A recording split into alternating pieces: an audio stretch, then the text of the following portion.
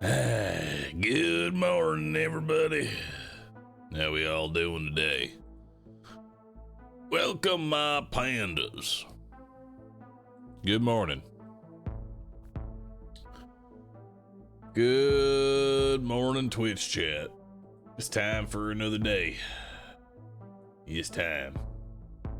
So let's get ready. Where are my pandas at? Where are my pandas? Dino Path Trail comes out in an hour. I think you will like it. Dino Path Trail. It's a bold claim. That's a bold claim, friend. Dino Path Trail. Some fight. Let's see what this is. Let's see what Dino Path Trail is. They think I'll like it.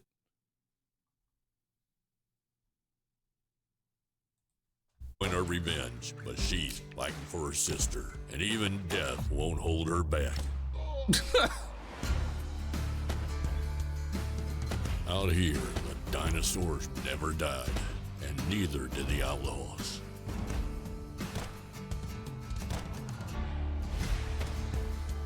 The price on her head keeps climbing, but she ain't running. She's got unfinished business. Ain't just about fighting, it's about fighting smart.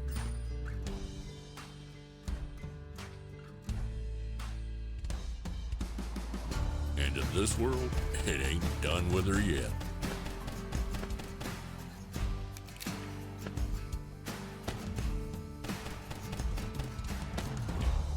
Dino Path Trail, out May 9th, 2025. Wishlist now, folks. Huge, dude. I don't know about that. I'm gonna be honest with you. I have no idea about that one. It looks like it could be decent, but I'm not entirely sure what I'm even looking at the same time, you know? I think Tower Dominion would be good Brotato style challenge. Oh, it's all characters. Oh man, dude, that'd be wild. That would be wild, man. I don't know if that would be a good Brotato challenge. I'll be real with you. I really don't know if that's gonna be like a good Brotato challenge. The only good replacement for Brotato in a Brotato challenge is a Brotato DLC. Right? That's the only thing there is. That's really the only thing there is. Yamazan YL, thanks for the prime. Appreciate that. Absoleth the Nerd. Bellin. Ricardo's. DJ, thanks all for subbing. Appreciate it. Welcome on in. Sorry I'm a little late today, by the way. I didn't really get any sleep last night. Didn't get it. Fire Badger Specialist.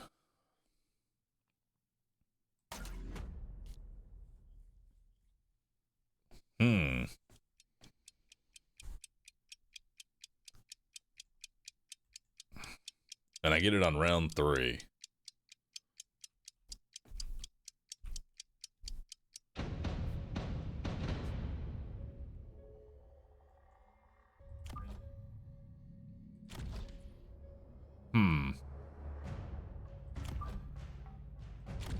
How wide is a Fire Badger?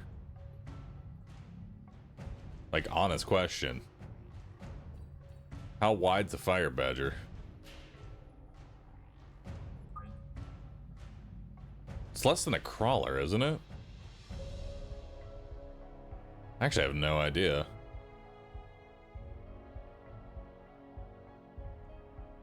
I think it's 4. Is it 2 by... I think it's 2 by 4. Like, if a crawler is 2 by 5, I think they're 2 by 4.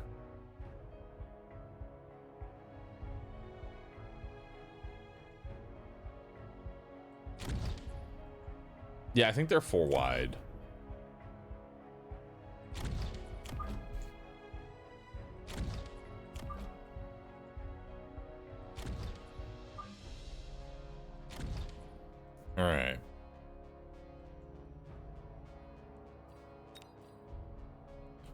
What are we going up against? Saber 2 Specialist?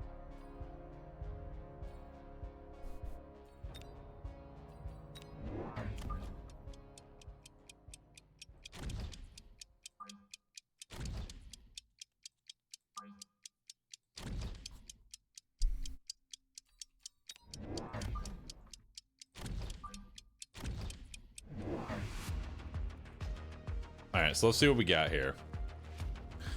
Left pack of crawlers. It's going to become hound food. We're definitely going to want to grab, I think, secondary armament next round. Because we have a lot of steel balls and hounds to chew through.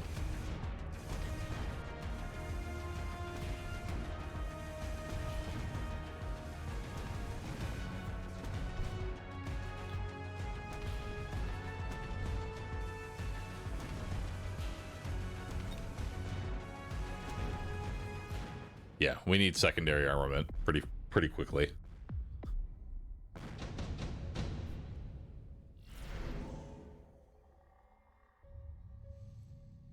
Improved sledgehammer.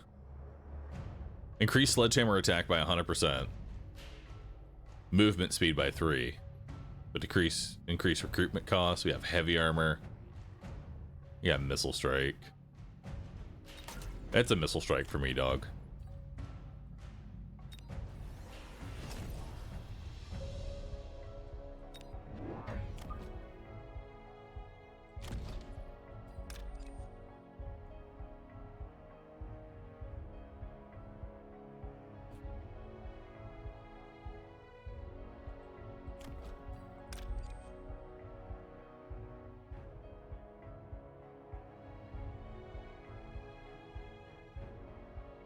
Let's check out these dogs here.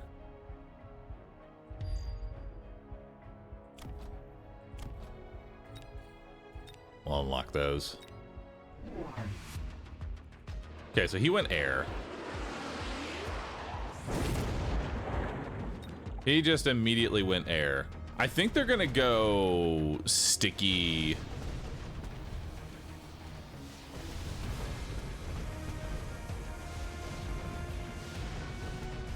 I think they're just gonna go fire spam.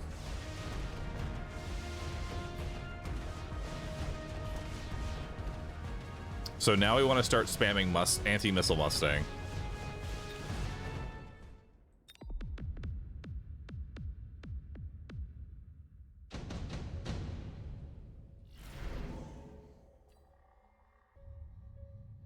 Right?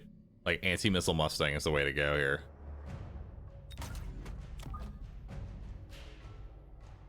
All right. They are the same size as a crawler. Just FYI. They are in fact the same size of a crawler.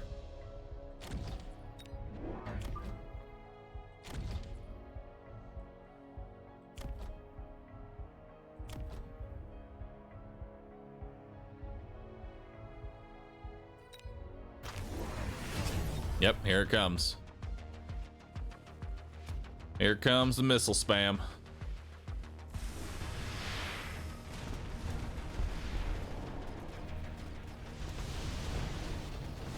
We knew it was coming.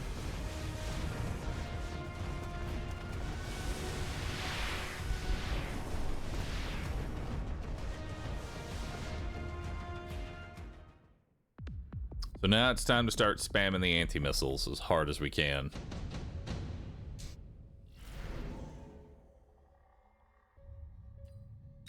I'll take 2 race.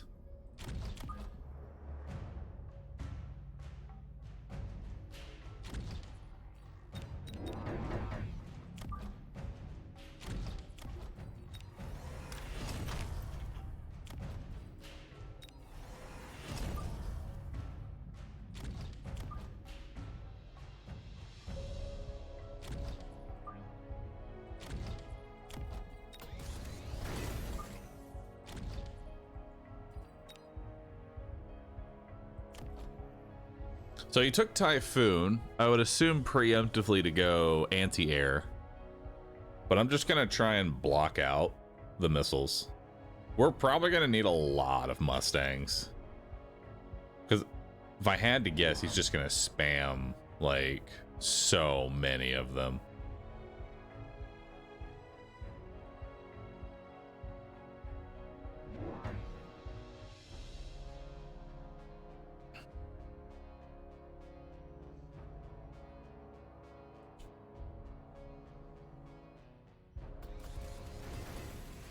I don't know why he went Vulcan.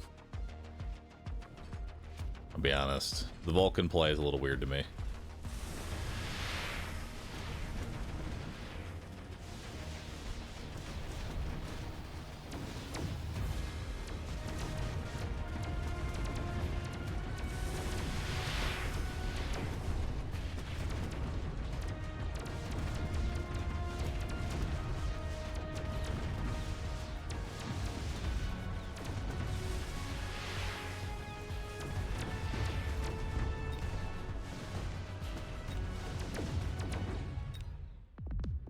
All right.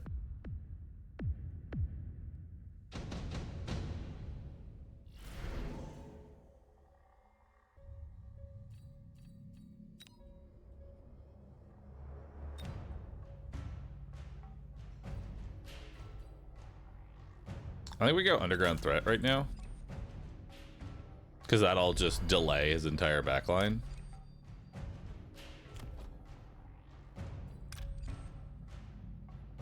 We'll take these out.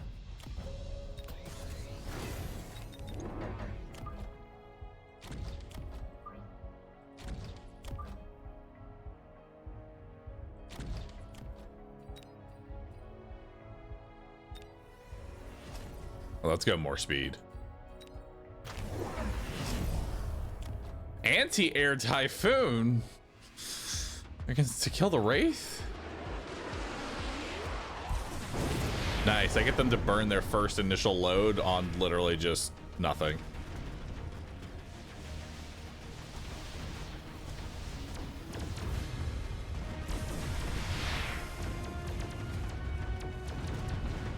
All right.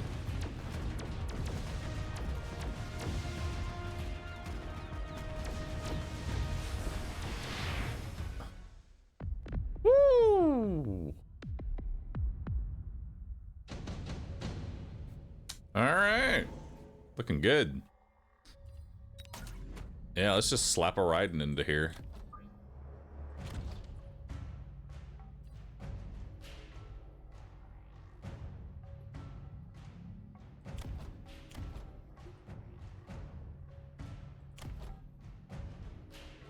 All right. Do I just get even more anti-missile? I think I do. Yep, just keep spamming the fuck out of anti-missile.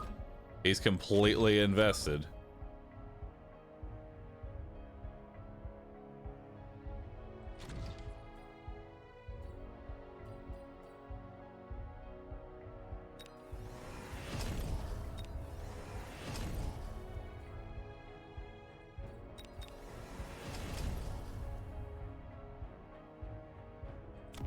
Nice.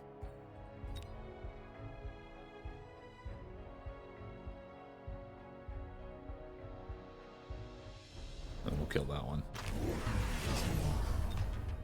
Oh, thank God he went more into Vulcan.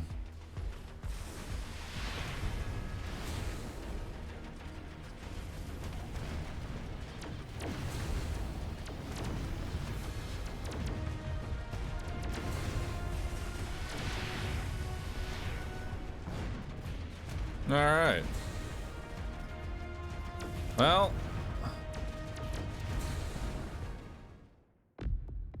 not sure what his plan was, but we shut that shit down real fast.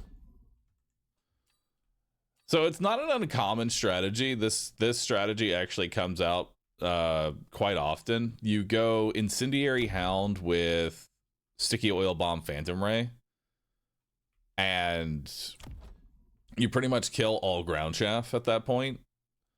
The Phantom Rays will then be able to kill whatever big units are left over. But if you just if you see somebody going for this strategy, just immediately just start building Mustangs with anti-missile, right? Just start building anti-missile Mustangs. You want to just get them all over the fucking place. There's no such thing as too many, because the thing is that they are entirely now based out of missiles, right? The Phantom Ray attack is missile based. It's Sticky Oil Bomb, missile based. The Hounds are low level and missile based. So the only thing that's actually doing damage was the Vulcan. The level 2 Vulcan with its Scorching Fire was the only thing actually doing damage at that point. Anti-missile sabers too. The anti-missile on the saber is not very good. So here's how you use the anti-missile on Sabertooth. It's there to lighten the load from Stormcallers, right? That's the purpose of it. It's to remove a couple of shots from Stormcallers.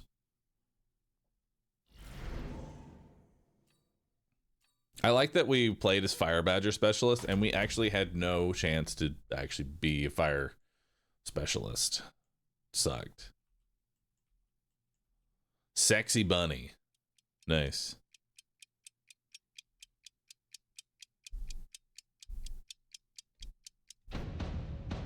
Anti-missile Stangs are quantity, anti-missile Sabers and Forestiers are quality.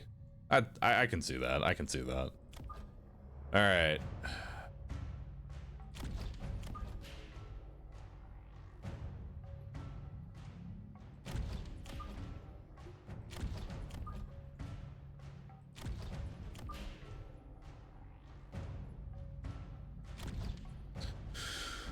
All right.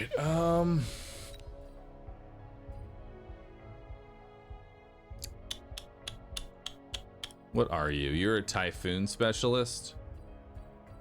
So you're going to be good at clearing... You're going to be good at clearing Crawlers and Wasp. Do you like the Aggro Saber, or is it just flavor today? Aggro Saber, I think, is the only way you can play Sabers, because they are so slow that... And there's other slow single target units that kind of fit their role. You kind of have to go for it.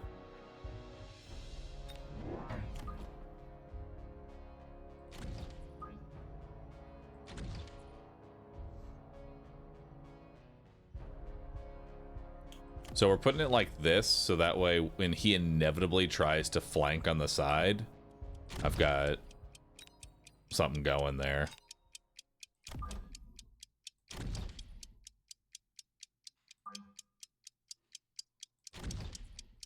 I'll actually do it like that. Okay, so he's going pretty hot and heavy into this side, just like I'm going into the other side. Tarantula gets pulled.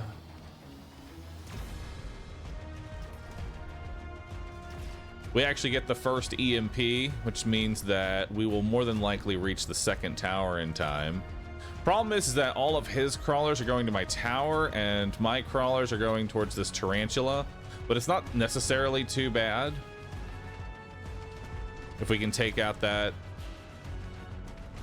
There we go. So now the sniper dies. This tarantula actually gets delayed a little bit. And now the crawlering. Unfortunate. All right. So we need to figure out what we're doing here.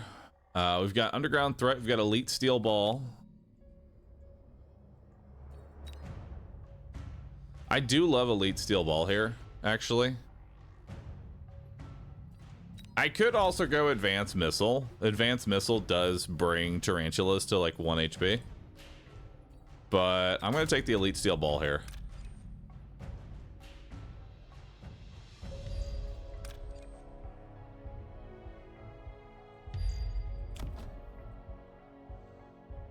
All right, so we've got...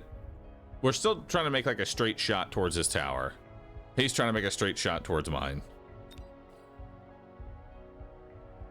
I don't want to commit just yet. I think what we do first, let's get some wasps down.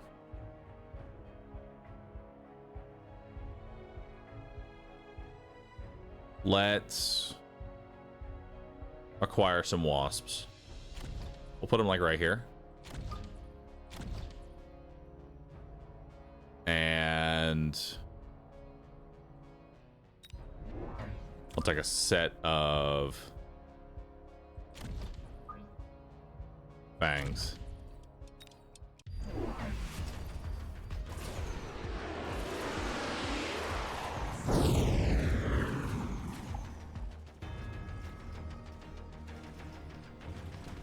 Okay, so both of his snipers are dead now, so I automatically win the round due to the fact that he has no anti-air. And we see that he's going for like a little bit of a delay. He's gonna try and delay my push to this tower.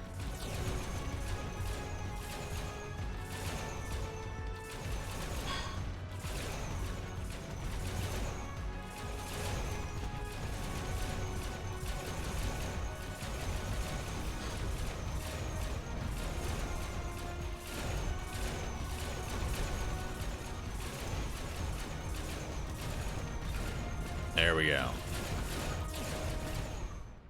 All right, so we win the round there. Very good. It's kind of criminal to me that Wasp can't one-shot fucking... man. Wasp can't one-shot crawlers, which is... I don't know what it... It's so dumb to me that they can't one-shot a crawler. I think Arclight is definitely the take right here. We're just gonna go ahead and slap this boy right here.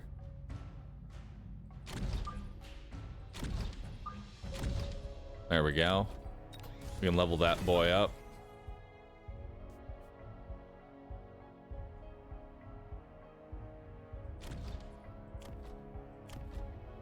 And now the way this works is crawlers push in towards this.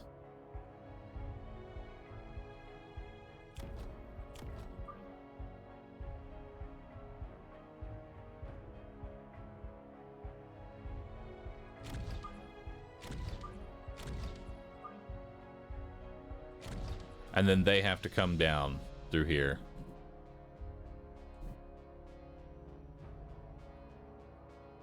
Let's actually no, let's get another set of wasps right here. And then this guy will be specifically for this section. Grab another set.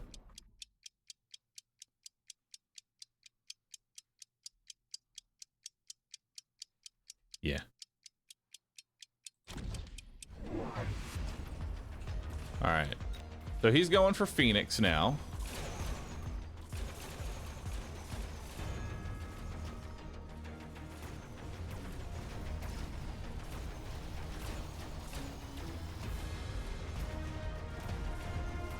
There's the tower. Arclight is feasting.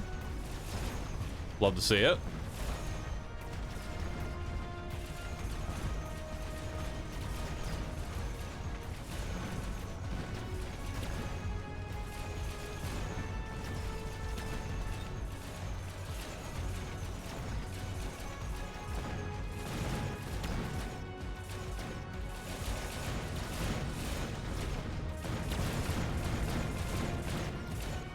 All right. So the Phoenixes are still alive. He's got his Typhoon now. We've got Efficient Giant Manufacturing, Missile Strike, Lightning Storm, Advanced Power System.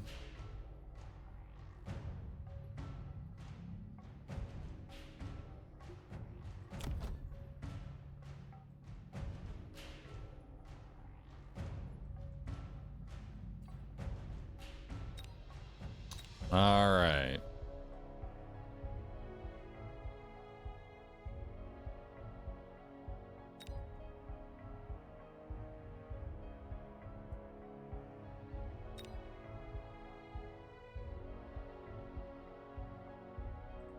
Problem is I can't kill the Phoenix with a missile strike, which kind of sucks. I actually think we're going to go advanced power systems because the one thing the Sabretooth kind of needs is speed.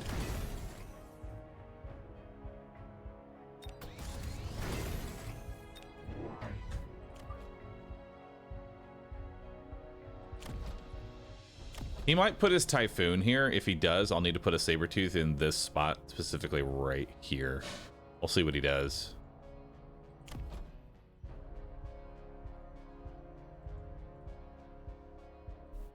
I want to start making headway towards...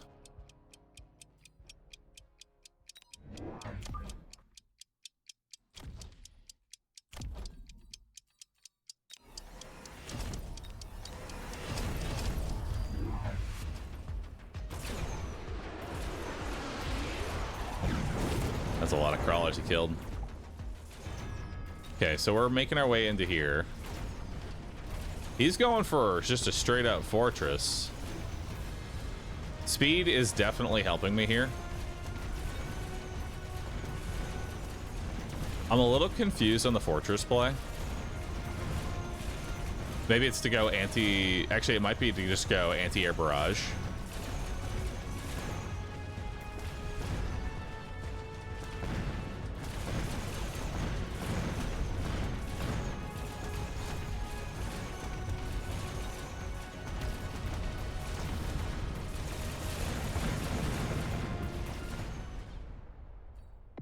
Okay.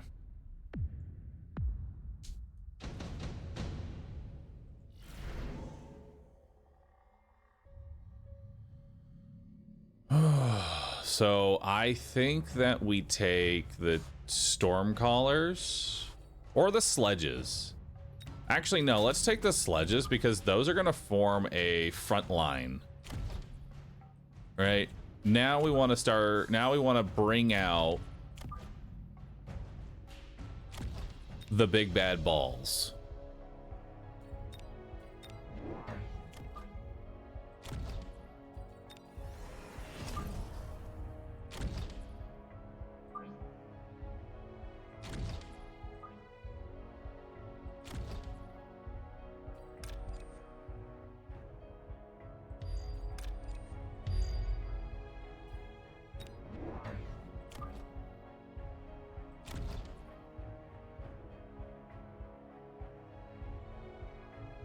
Now we're cooking something.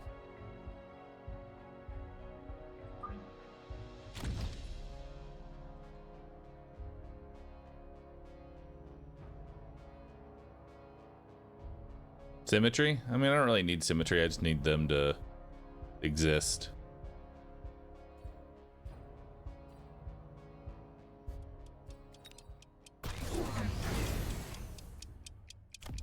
All right, so he's going for another fortress here. He put down a shield, which doesn't really mean much for me. Fortress goes down, other fortress goes down, and that's just his entire front line now dead.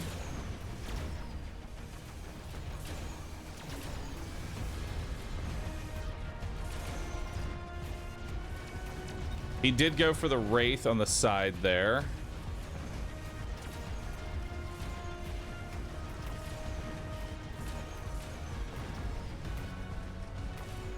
A little problematic.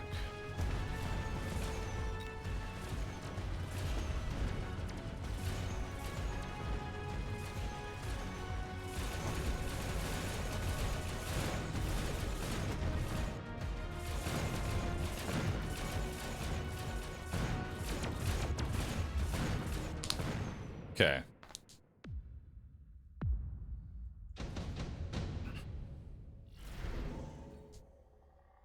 So, what are we taking here?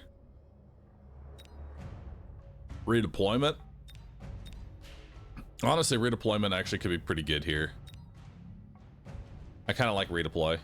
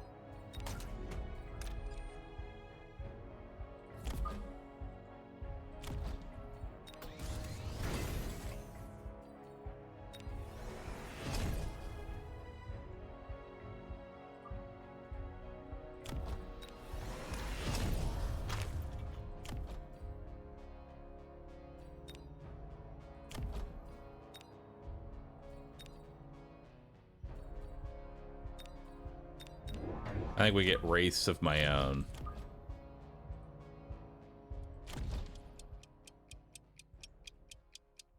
To clear that chaff.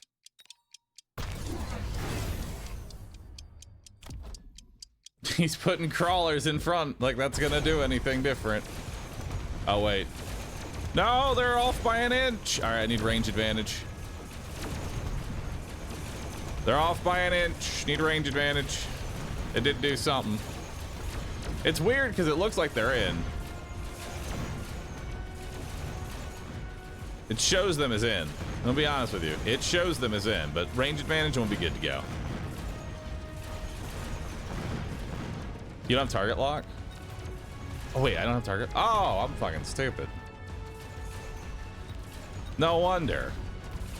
I don't have fucking target lock.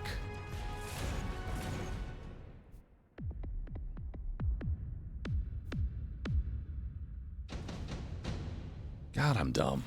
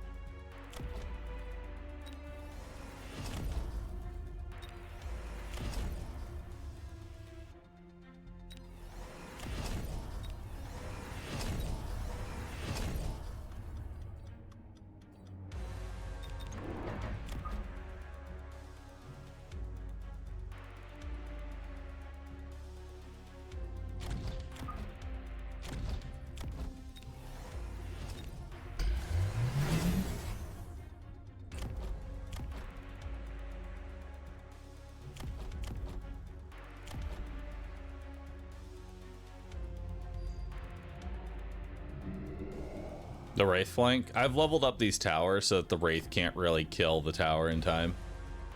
By the time the Wraith kills the tower, the battle will essentially be over. Because whatever I have left over will either have failed or will be good to go. Also, he used Ion over here. Not sure why. He has no AA either.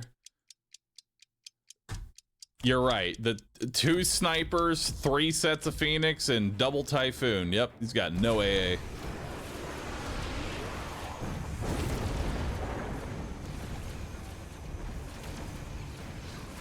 Now he has no AA.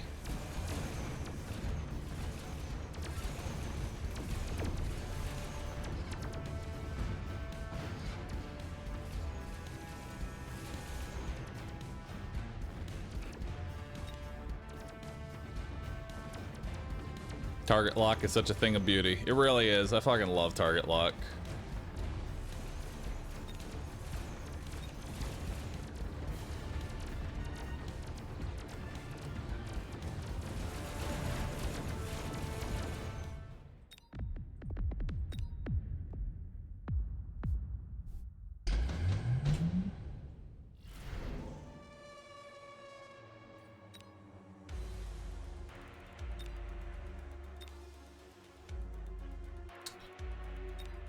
Offensive tactics, advanced targeting system,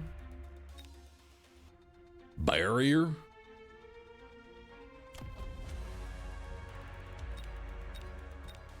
That's really expensive range, I'm gonna be honest.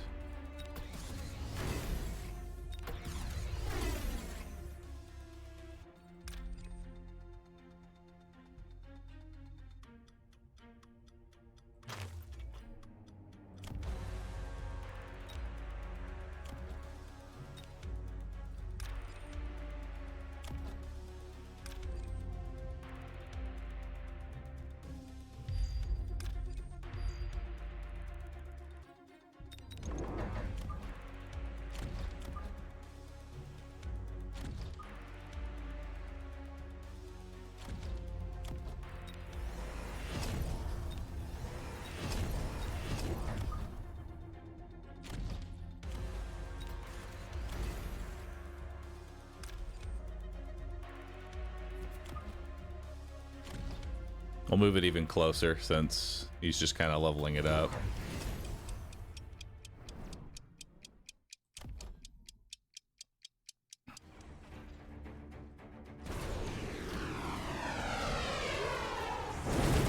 Okay, so he sold off the Wraith over here.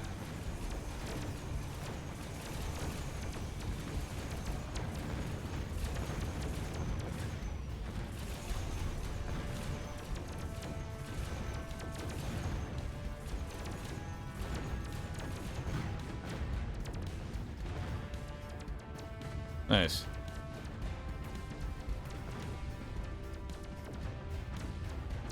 Yeah, the forts just die instantly, which is great. Did he go offensive tactics? He did not.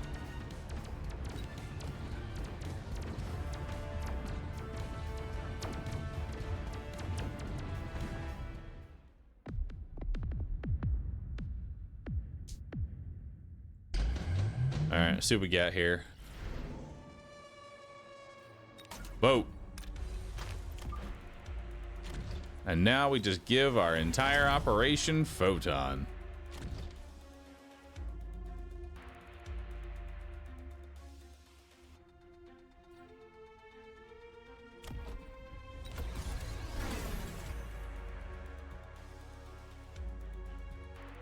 Now, considering I have steel balls, I don't think he goes Photon.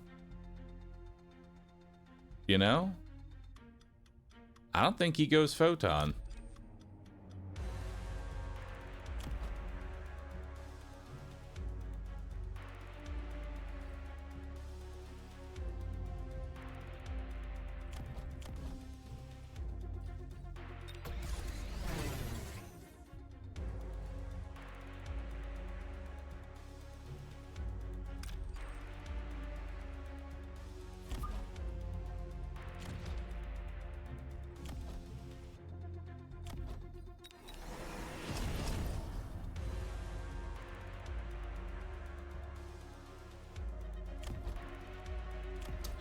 You know what? I'm gonna take a gamble here. I don't think he's gonna go Photon, so I'm gonna go Degen Beam.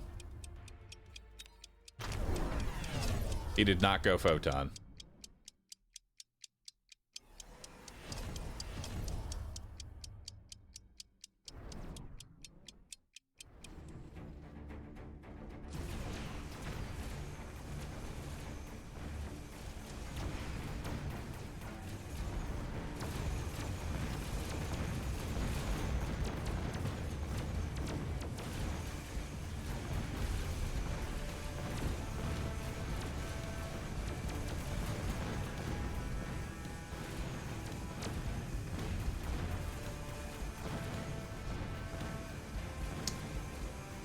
Oh, good old melting points.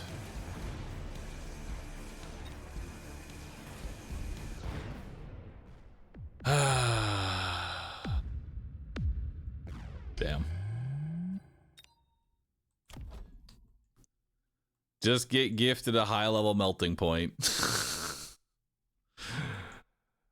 Oh, man.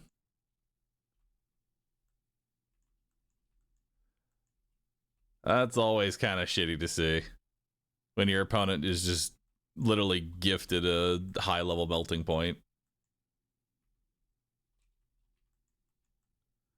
Oh, unit drops. My one weakness. Bad RNG. I was coming back, but unfortunately they just lucked into some... They just lucked into items.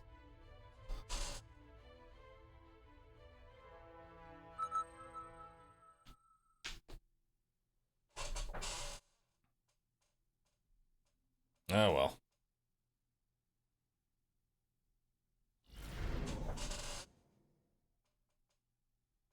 Passbar said you just need to unlock what you counter. Yeah, I just didn't want to spend $200 to unlock melting point, but dude, it needs to happen.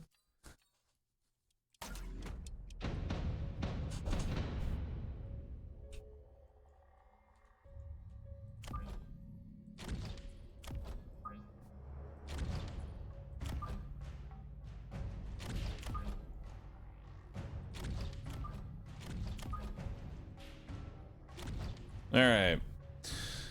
So they're probably gonna go one of two sides. I don't think he's going to play this standard. Could be wrong.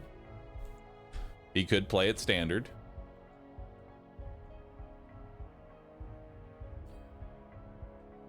I don't know if 50% more damage is going to make that big of an increase here. We are going to need some actual chaff clear unit. Because I want to build my tarantulas to just be single target killers. Wraith is usually my chaff clear. And he doesn't actually have anti-air on his marksman, so that's strange, but beneficial to me.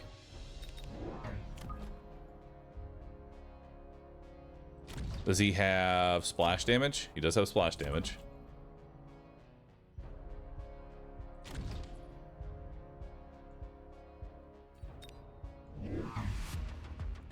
Okay, so he actually is playing the standard.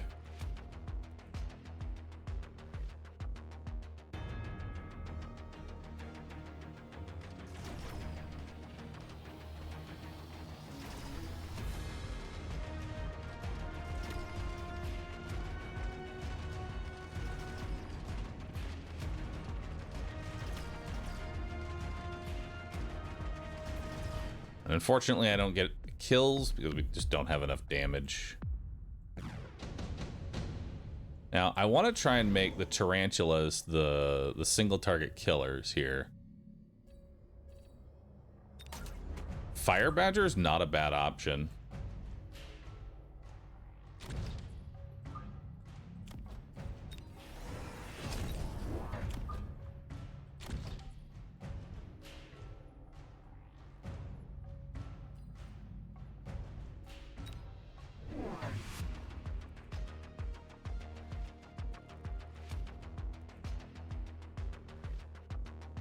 All right, let's see how this plays out.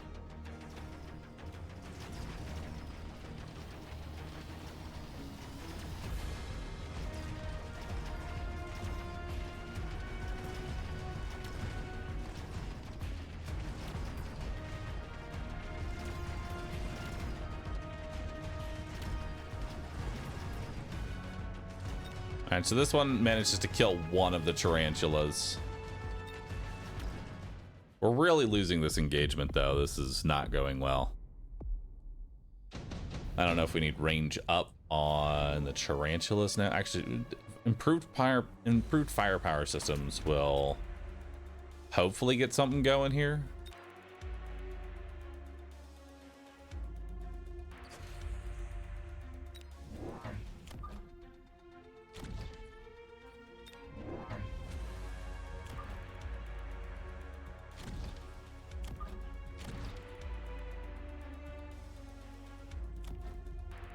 And then let's go for more damage.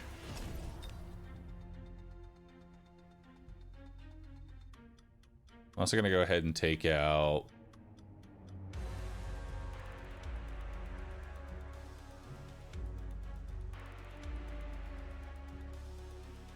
Yeah, let's take out this set. And we'll go HP up. Okay, so they went range up on the tarantula.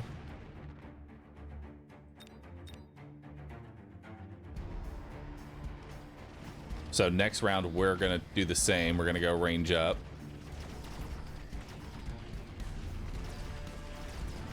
Unfortunately, they lock on. Yeah, I think my spacing is just all kinds of fucked.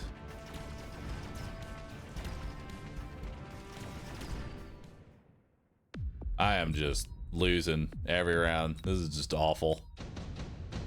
My units are not in a great position, and honestly, he could just spam wasps and I just lose. Because I am not winning the ground war. I'm not winning any war right now. But we're going for a Bahroo with a range up. And we're gonna pray that works and that he doesn't just spam, I don't know, a boat and win. Because now I've got 145 meters over his 120. Okay, he did not go air. Buggies.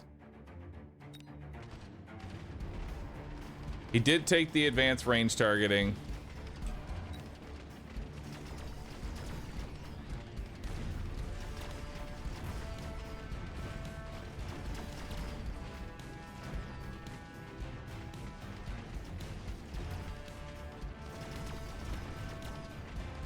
But I think it's too late now.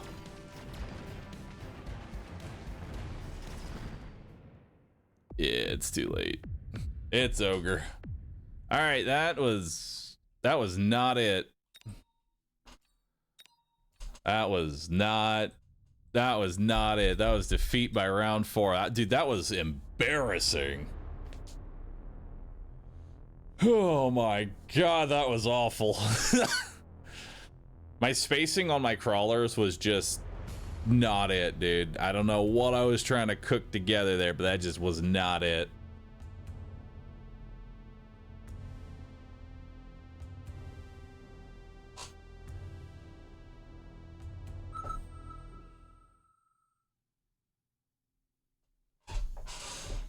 Single target tarantula bad. Single target tarantula can be good. You need some. Well, you need a lot. You need a whole lot, really. Amp specialist. I'm down for that. I love amp core specialist. Let's do it.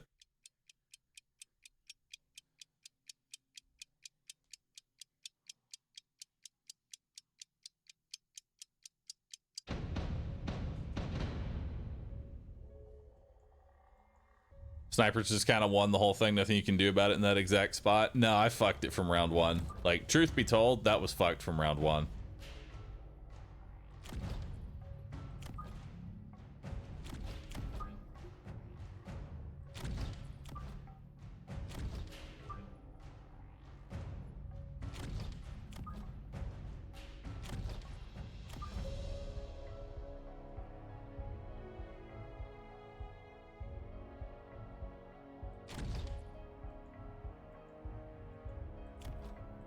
All right, so we got how much? So what does this actually increase? I know it's 20%. So we've got 14,801 HP and 7,858. With an amp core, we go to 17,761 and 9,429. My question is like, is this a breakpoint anywhere? Like what? How many extra rockets does that let you hit at 796? That does let a few extra rockets come into the mix here.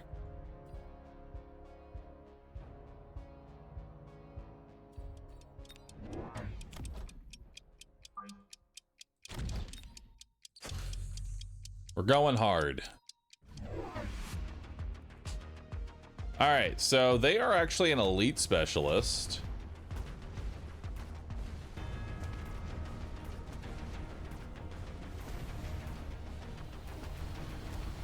Which, that's good for me. That means free XP.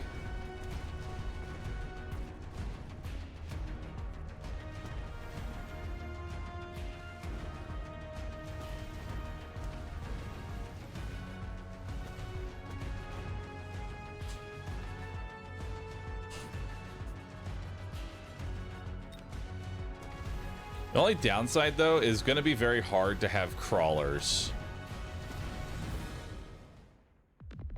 It's going to be very difficult to have crawlers against hounds that are automatically level 2. I mean, we'll grab some crawlers for sure.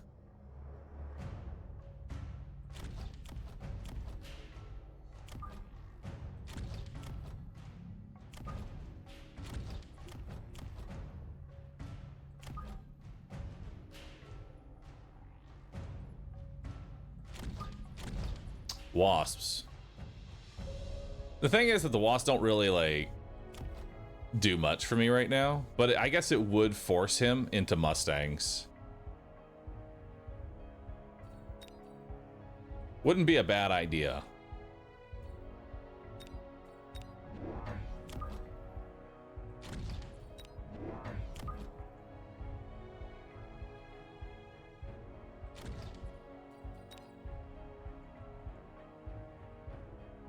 So we're gonna let our little arc light just kind of do its thing.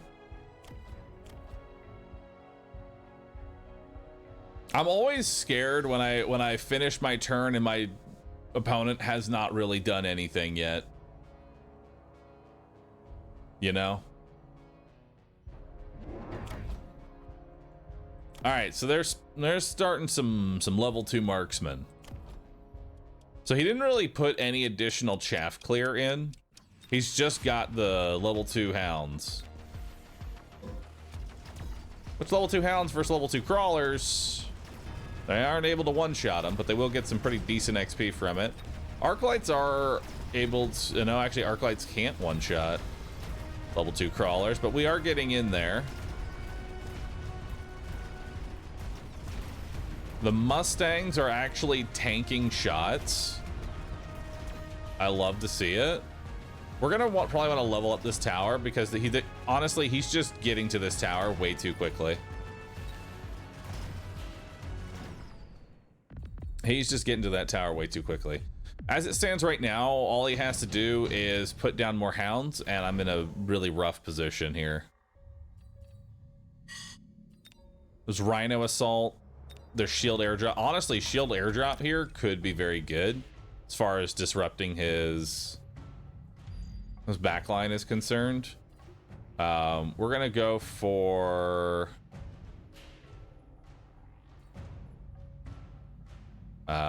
crawler and an arc light.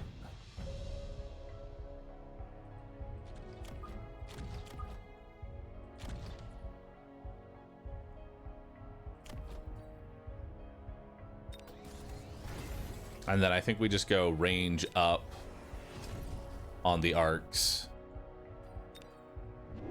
Okay, so he does put down an additional set of dogs. Since this arc light has range up, it might win against these level 2 hounds, but I'm not holding my breath.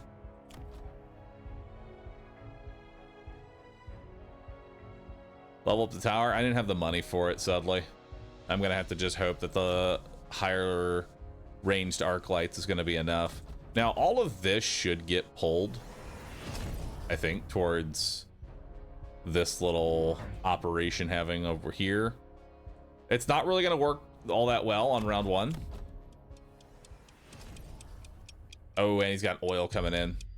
That oil's gonna be rough too.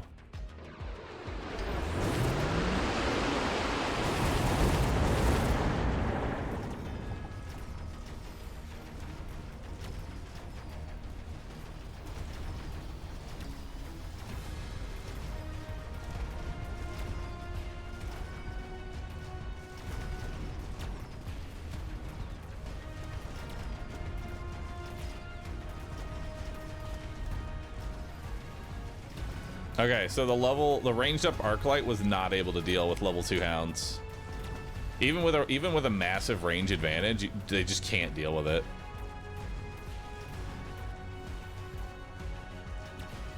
They need some kind of like just fucking anything. Oh, the arc light actually lost the storms? Did they? All right. We have elite sledgehammers. We have an enhancement module.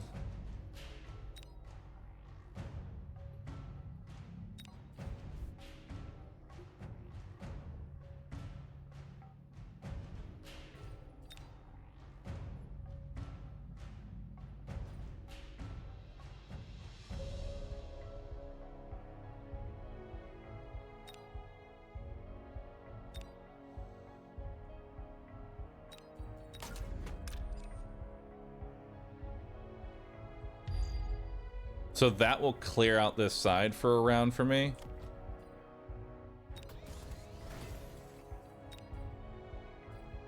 And then it's time.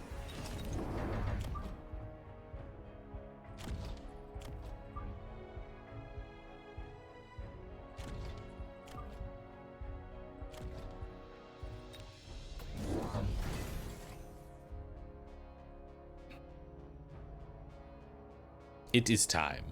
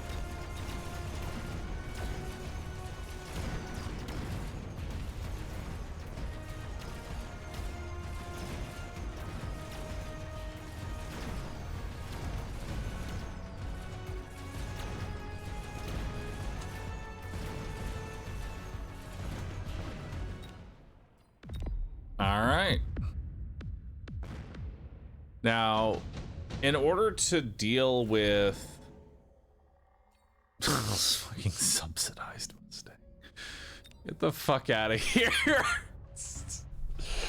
Sub Mustang my ass. All right. Well, I mean, I feel like we're both taking sub Mustang. It's just, damn, that's not what you want to see.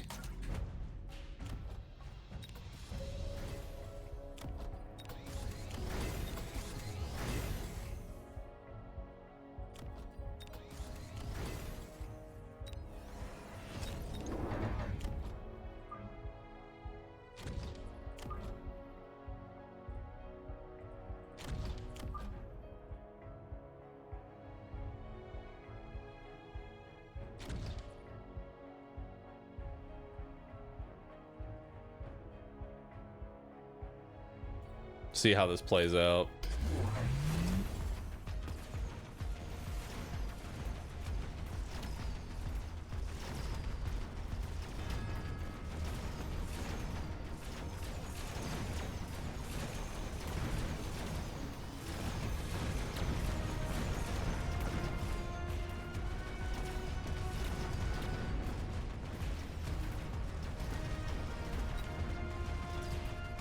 Wow, these Mustangs actually perfectly blocked the Stormcaller shots.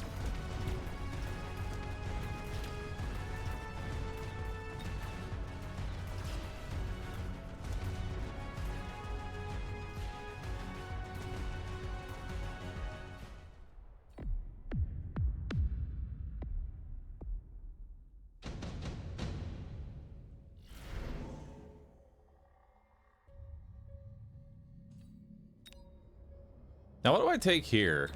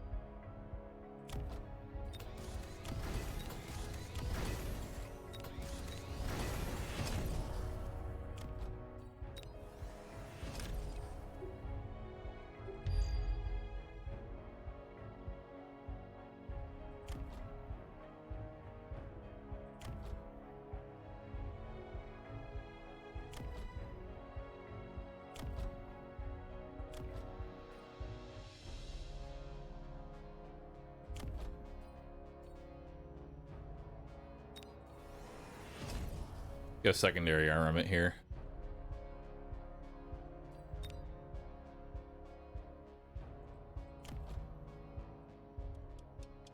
Yeah. Let's go speed up.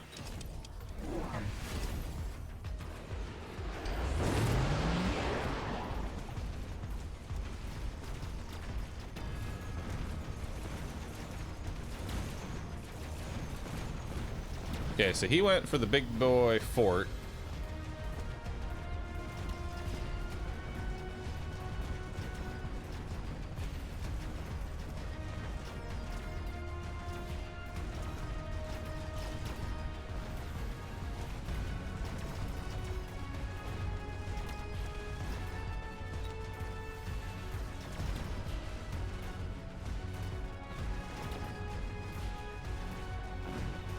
Rhino's coming in.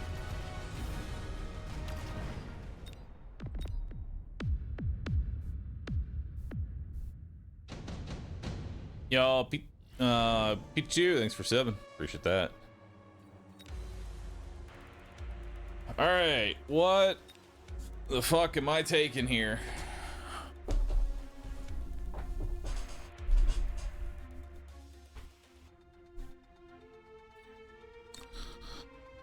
I feel like orbital is probably better,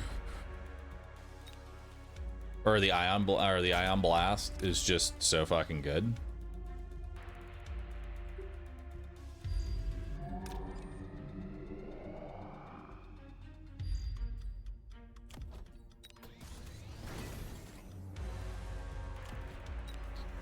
think we get rid of those wasps there. They aren't really doing anything.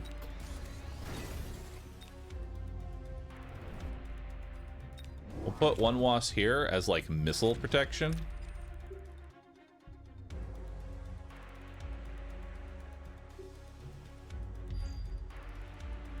We're gonna go to the side in case he tries to like javelin this shit.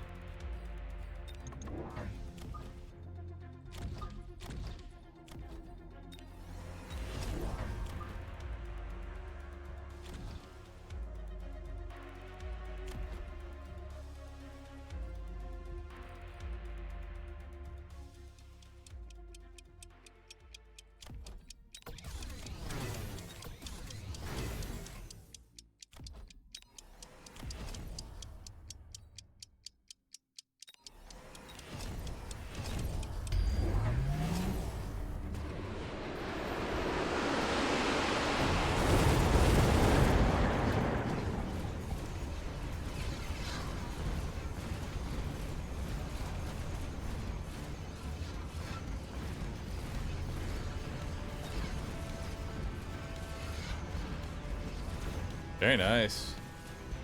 So I got him to oil this.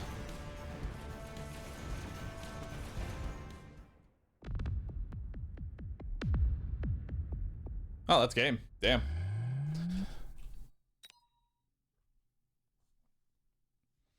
I didn't actually think that the oil, or I didn't actually think that was going to just be straight up game. So he spent extra money for this fort shield, which, while it was 80,000 HP, you know, a level 3 amp Sabertooth can kill that in 2 shots. Actually, technically, this Sabertooth plus this Sabertooth combined actually instantly pop the shield. That's pretty good.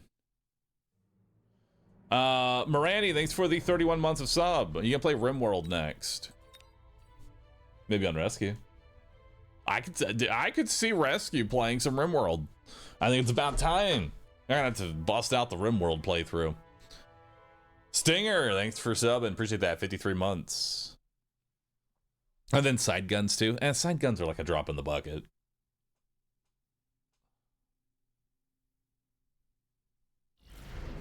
That Rescue guy pisses me off. He is pretty awful. Ooh, Speed Specialist Sabertooth. I love Speed Sabertooth. That's like the go-to, right? The number one thing that holds the Sabertooth back is the fact that it is slow as shit. It is so slow. Sumo's got the copy pasta ready. All right, so we have Sabertooth versus Sabertooth. He has more HP. Now, question is, does that matter? He's got 17,317. I've got 7,858 damage. Now, I'm going to go ahead and quickly bust out a calculator here, right? So 7,858 damage, right? Plus 7,858 damage. 2 shots does 15,000 damage, which is enough to kill me, but not him. So my Sabertooth will take an additional hit to kill his Sabertooth. Something to keep in mind. Hey Bahroo, your brother Rescue also managed to beat the 62 out of 62 Potato Challenge, and he even goes beyond and is currently doing a victory lap. Get on his level, man. X0R6ZT giggle. Oh man.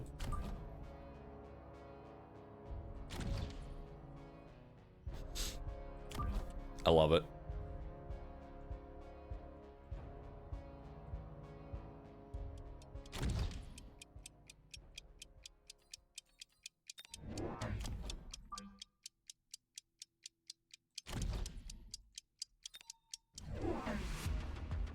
All right, so this man went 0 chaff.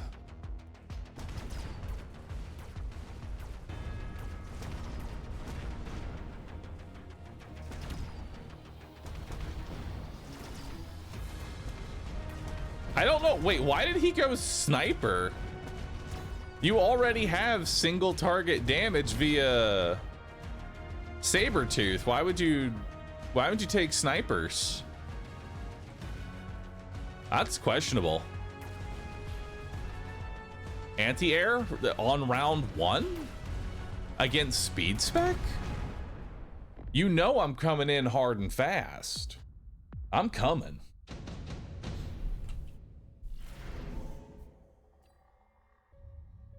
So there's Wasp Swarm here. There's also intensive training. There's a lot of, oh man, there's some pretty good options here. I don't think the intensive is the play. I mean, it could be. Wasp Swarm's definitely really good. I think I take Wasp Swarm, right? We're gonna put it right here. And because I'm a speed specialist, I should reach his tower before he reaches mine. We're also gonna go ahead and drop Mustangs here, because if I had to guess, he's gonna put some sort of... He's gonna put something to defend this Arclight from just getting fucking roasted. Right? I have a very aggressive forward push going up against him right now. Then we're gonna drop another crawler. It'll be in this back area. And then we're gonna hit speed special. So now I have a 14 movement speed Sabretooth. So he did Wasp Swarm, but I did as well. But look how fast mine are here. His are gonna go for the tower, but mine already on the tower. That speed specialist came in handy. Look at that. I get the tower immediately. And now we get to just bum rush his tower instantly. Speed is king. In the event of a mirror match, you don't want to be the one that's lower on the speed. Now they are going to get this tower, but that's really not going to matter too much. Because we have Mustangs, and we have our own Wasp Swarm, so we're going to win this. It's actually kind of nice for the Mustangs to get some XP here. I don't think it's going to be enough to level. It's not.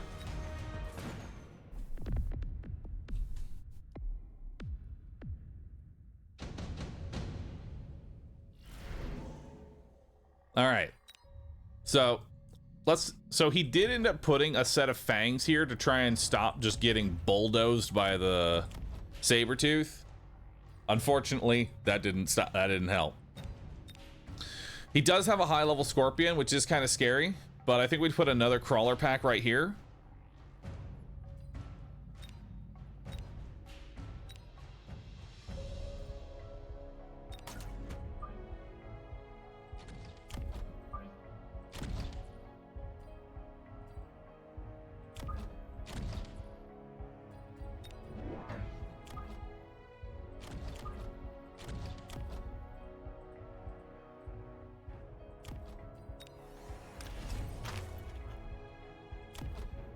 Okay, so these Phoenixes are gonna run straight at his little tower here. We're gonna missile in case he tries to do the same thing. We're gonna go Sabretooth here.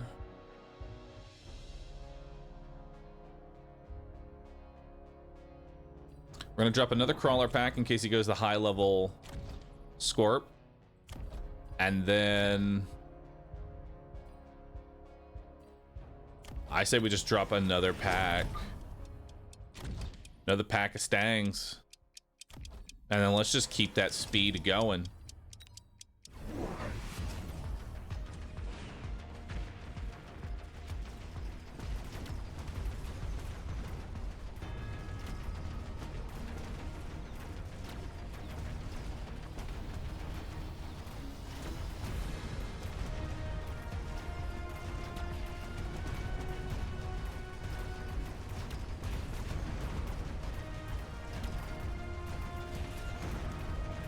Hell yeah. Really well timed on the EMP there. Beautiful. Took a little longer than I wanted.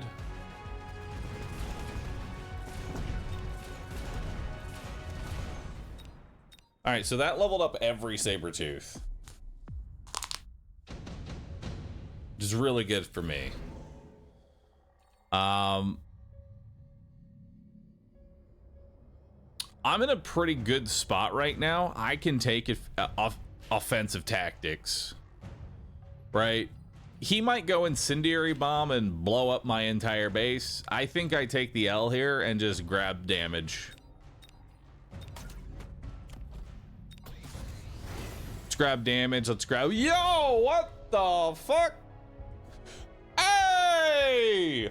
Yo, chat! Look, it's a treasure train. Holy moly, 35% off gifting 5 subs. The new scam train is here. Bro, the brand new scam train is here. Look at that. If you gift 5 subs, you will get a 35% discount. 35% discount.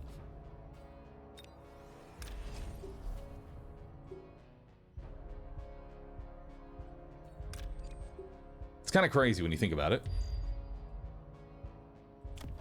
When you think about it, that's pretty nuts. It's a huge discount. Look at what you started, Engineer. Engineer, thanks for gifting 25 subs. Chobin with the 5, Malice with 5, Just Pucky with 5, Elephos with 5, Gantolf with 5.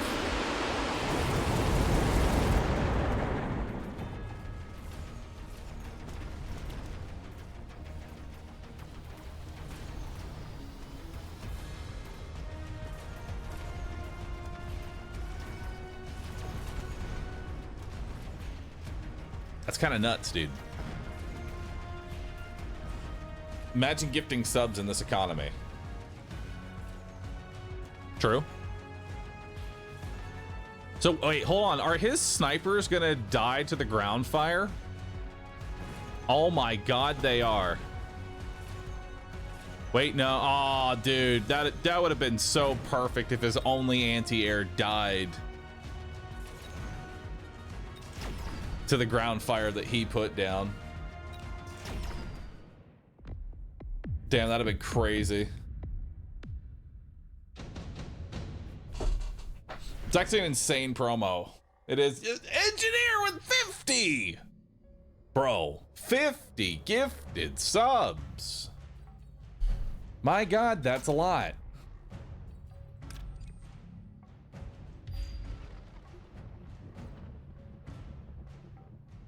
That is a lot, dude.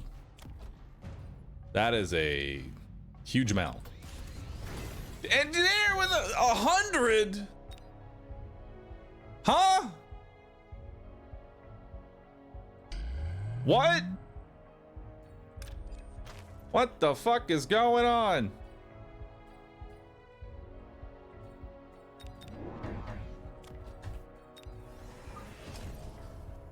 What is going on? What happened? What's happening? What is happening? Did you win the lottery? Like, what happened? Scammed by percent. Anonymous, thank you for gifting 5 subs. Only level 16. Hey, you know what, chat? Technically, we could have the highest level treasure train. Right now, we could have it. I mean, I don't know how many treasure trains there's been, but technically we could be the highest rated.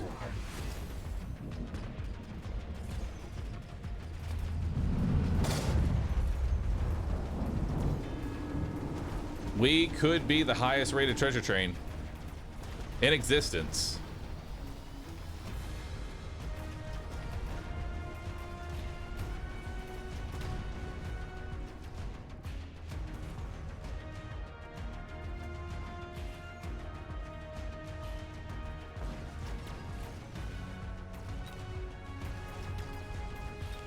Come on, make it to that tower. Yeah. No.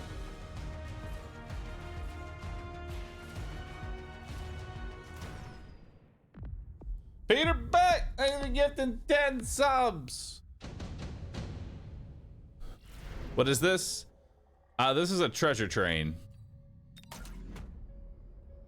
That's what this is. This is a treasure train. What is a treasure train? Well, simply put, it's weaponized FOMO. Truth be told, it's weaponized FOMO.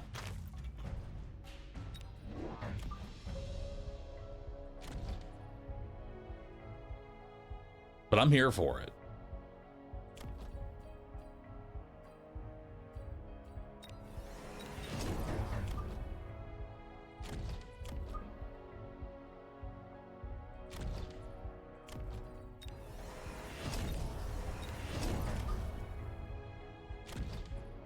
I'm here for it, dude.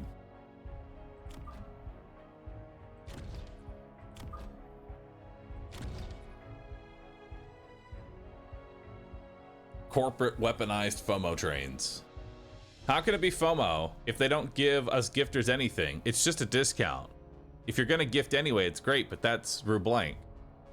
Yeah, well, Mr. Shaky with the 50 gifted subs.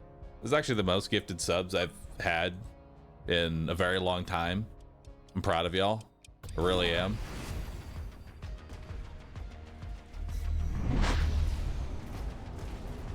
I forgot about the fucking wasp swarm.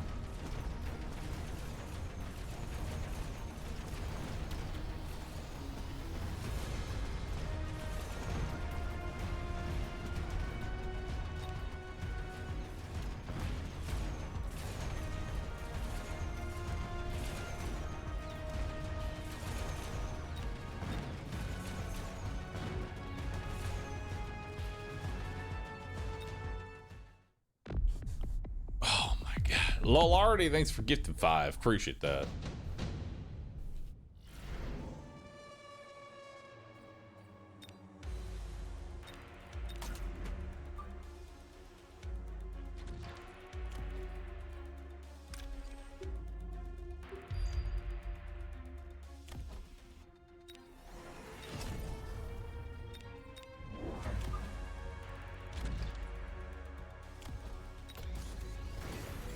It's time. Brothers, I tell you it, it's time.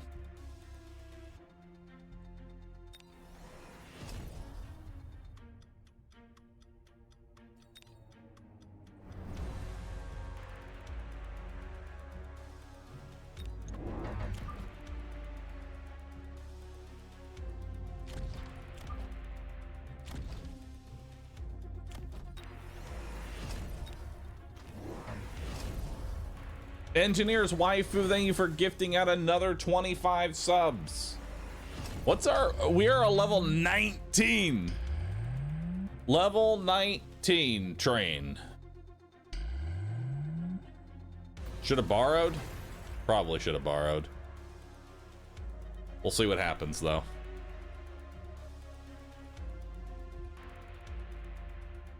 I'm a little worried about the Vulcan.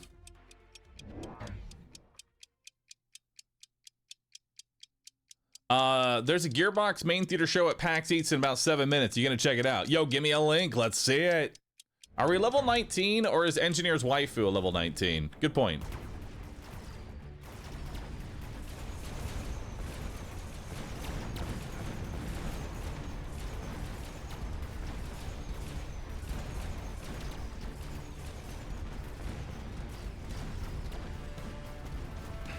That is a good question.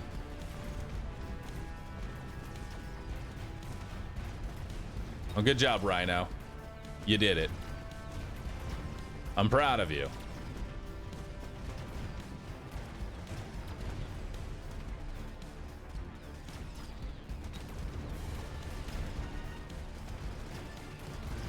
Unfortunately, it wasn't enough.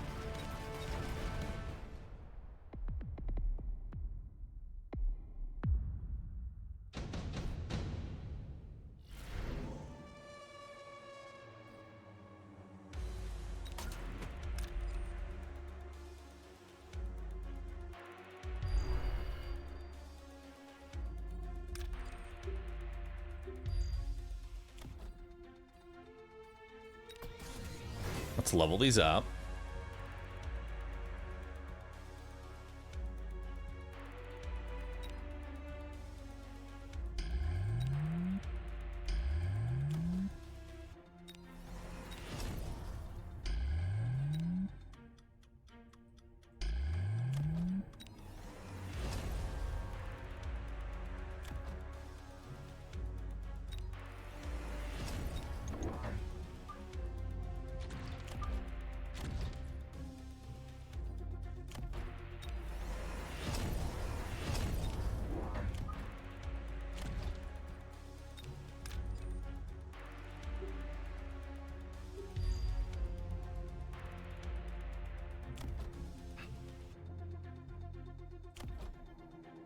All right, let's do it.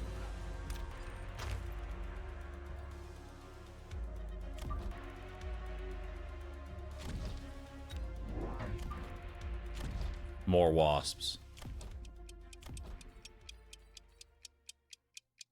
More damage.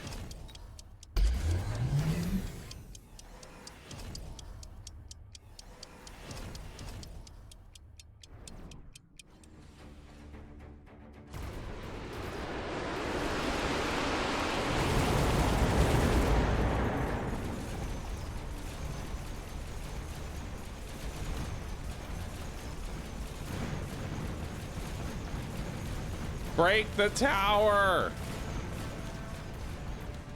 Bruh. I mean...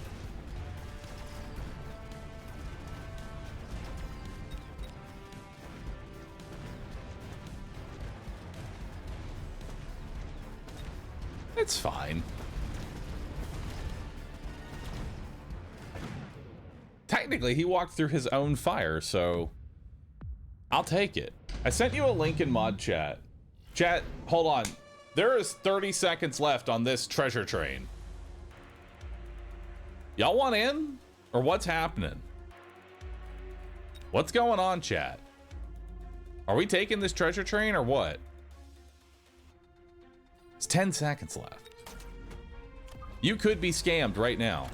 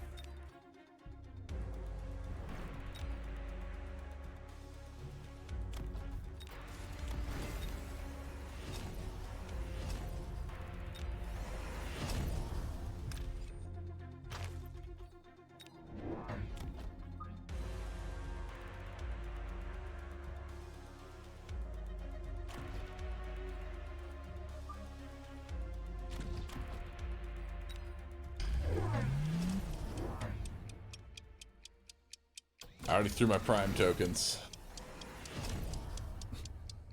Be happy with your 400 subs, you greedy panda. I'm really surprised that he decided to take the typhoons here.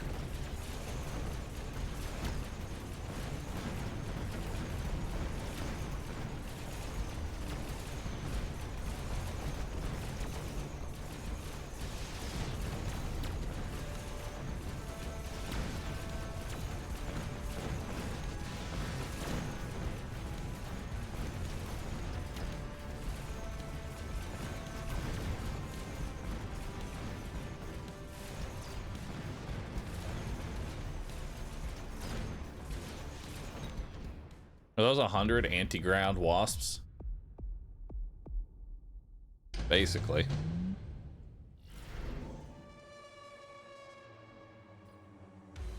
Oh man, photon coating on the whole crew. That sounds awesome. Let's just photon coat the whole thing.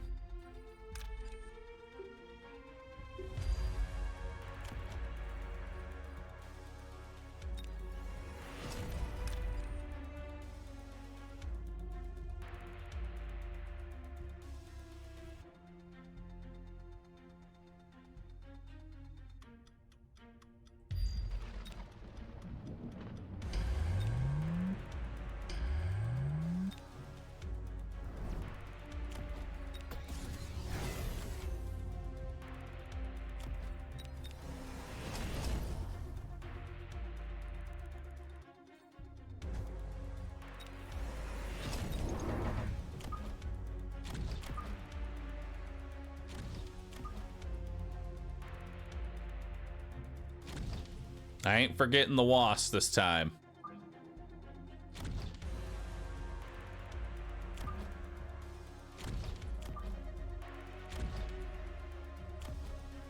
Not today, brother. Not today.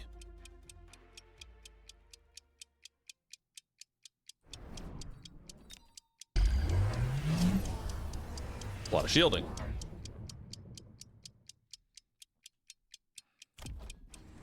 All right, so will he be able to kill these level 3 photon-coated, armor-coated rhinos?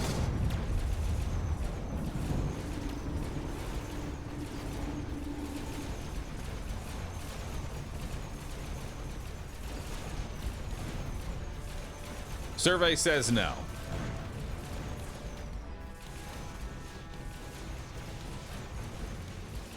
Survey says no.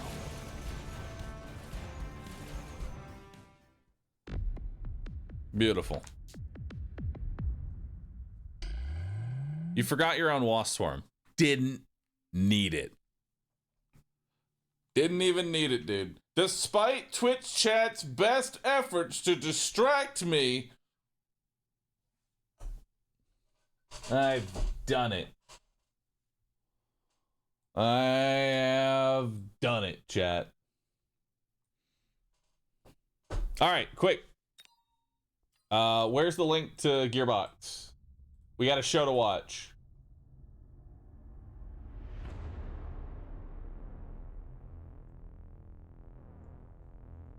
We have a show to watch. Starts at 1 p.m. EDT.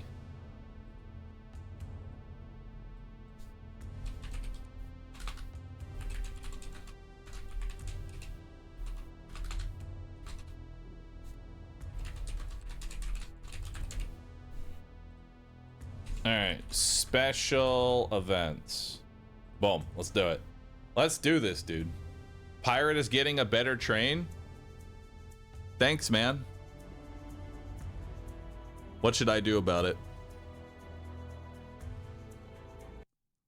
I guess I just give up on life. There's another streamer that has a larger train than me. Damn. Well, chat, that's it. Someone else has a better train. May as well just go kill myself. It's the only solution.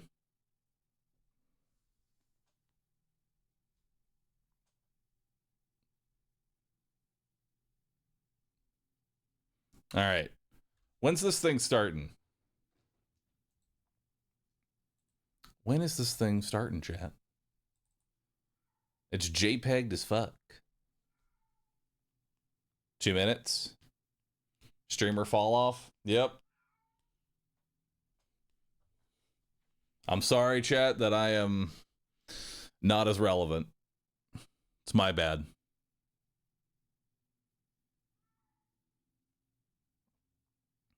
All right, we start in apparently a minute.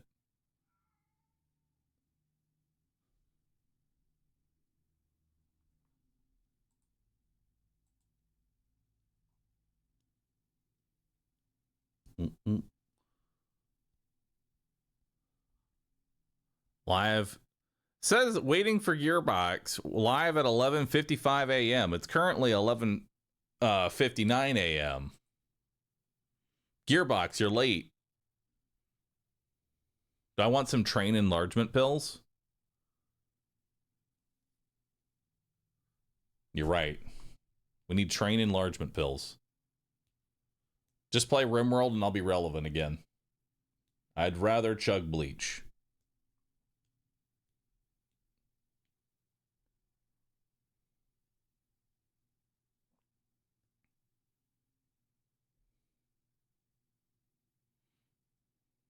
We can arrange that. Nice.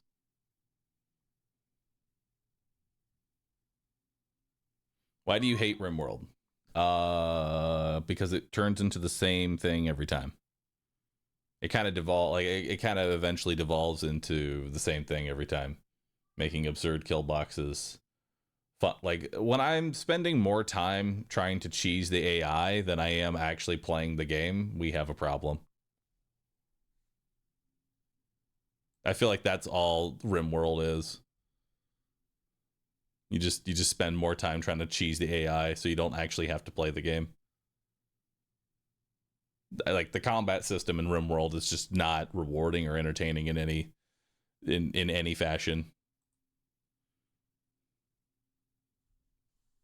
Don't play on the highest difficulty, then it becomes even more boring because now there's no combat and then we're just sitting around for hours on end for something to happen.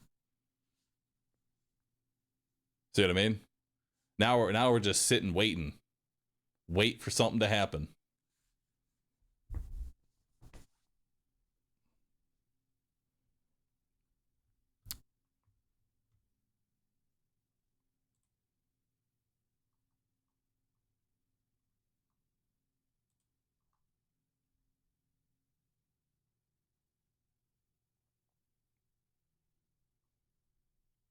Gearbox, you're late to your panel.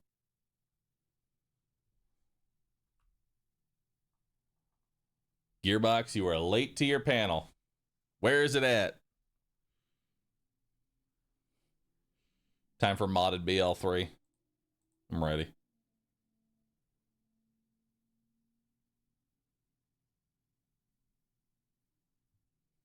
Oh, good morning, Bunny. Bunny, you missed it. We had a treasure train. You missed it, Bunny. That was your opportunity to have a discount.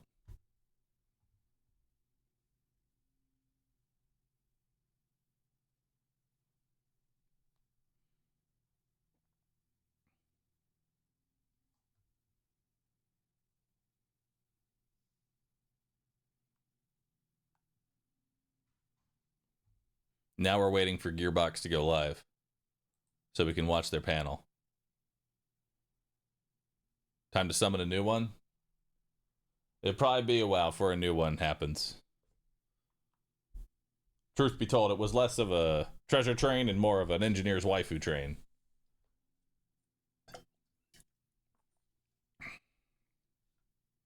No ads during the panel? You shouldn't get any ads, no. I've been running non-stop ads on Rescue to sort of like supplement not running any ads on the main channel. Will do, Curb. I've been very busy. I have like 50 DMs to go through. Have I checked out Drop Duchy on Steam yet? I played the demo a long time ago off stream. It's pretty good. Monster Train 2. Yeah, it's soon. It's soon, dude.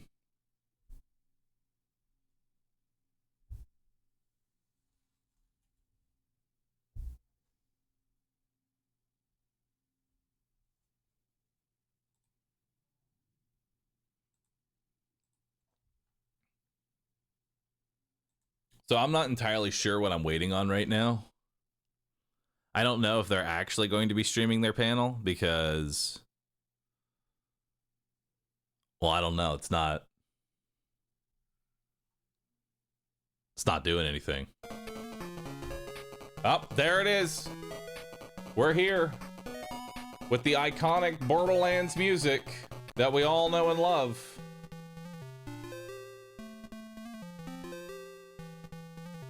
Here we are.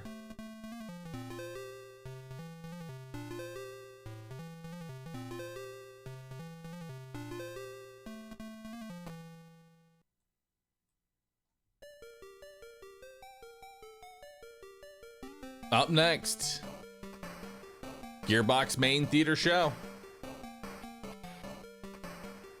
Where's the 30-minute timer? That'd be too much.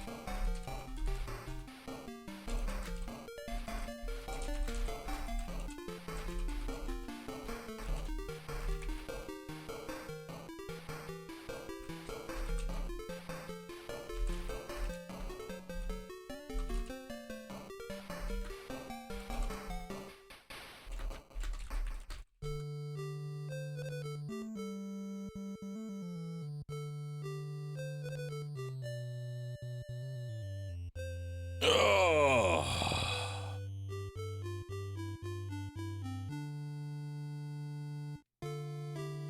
Are we hype training? You missed it. It's gone. Astora Souls, thanks for 35 months. Panda Overlord, acknowledge me. Please and thank you. You are acknowledged. Ladrin Gill, thanks for 39. Also, as a reminder, chat, y'all will not have any advertisements during this show. If you're here right now and you're watching, y'all will not see any ads. Oh, give me 1 second here.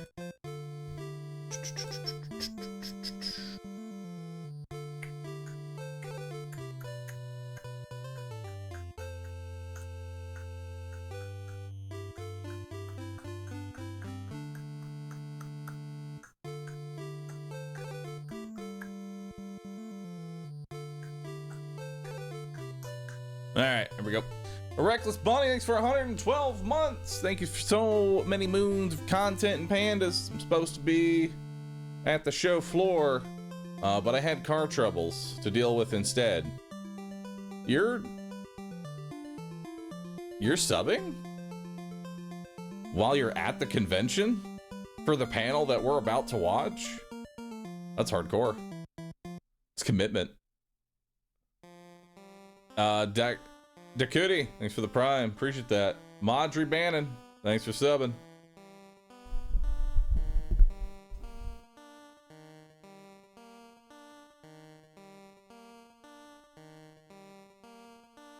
I'm sorry to hear that you're having car troubles. I hope that improves for you. I hope your car gets better. He had trouble with the gearbox. I love that.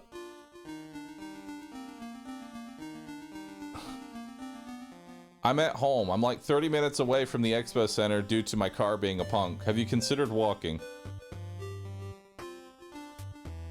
Can't be that far. Listen, if you Armstrong your way on over, just Armstrong run your way to the convention center. You'll be there real quick. Just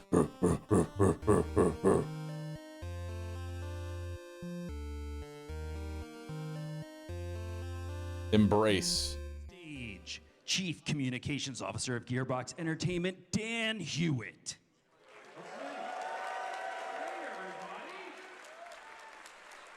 Hello, PAX people. Hello. All right, chat, it's time. That is fantastic. I hope you all are doing well. And sorry, I just always think, wow, there are so many people here. This is fantastic.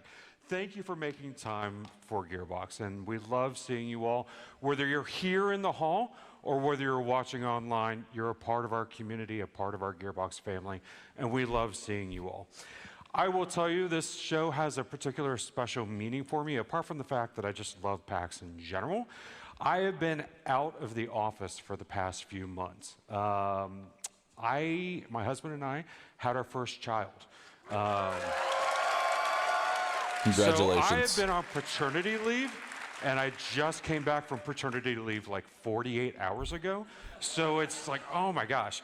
And I tell you what, I sort of have a thing. I was debating whether to do it or not, and then I'm being completely serious. Husband, question mark? Yes. It means he's gay. Hey, Sean, can we load up that picture Strange of my concept, kid? I know. You don't know about that. And if you think I'm kidding, that is absolutely her. She is a sweetheart, and she makes my world go round, and she's the best. But, and while I could keep showing you pictures of my little girl all day long, why don't we talk about some video games? How about that? We have got an incredible show for you all today. We've got some great people here from the Risk of Rain 2 team who are going to be talking about, that's right, who are going to be talking about what's going on with that incredible game that I love playing so much. But we also have a whole group of folks here from the Borderlands 4 team. How about that State of Play? Was that State of Play with Sony awesome? That was an amazing show. But we've got a great group of folks who are going to be doing deep dive conversation. We're also going to be doing a Q&A. We've taken questions from the community online as well as people in the audience. Question mark. And we've got Randy here who's going to be doing a Is he going to do a giveaway. magic? Is he going to do a magic excited trick? about that. Stay with us Randy, for the giveaway. So it's why don't time we for get your started? monthly What do y'all think? magic trick. All right. Coming out now are Roger and Bruno from our Risk of Rain 2 team. Roger and Bruno.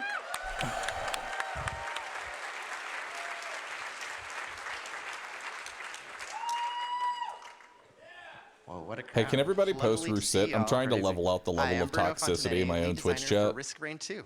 And I'm Roger Court, Technical Director for Risk of Rain 2. I'm doing my Man, I'm best so here. excited to be here.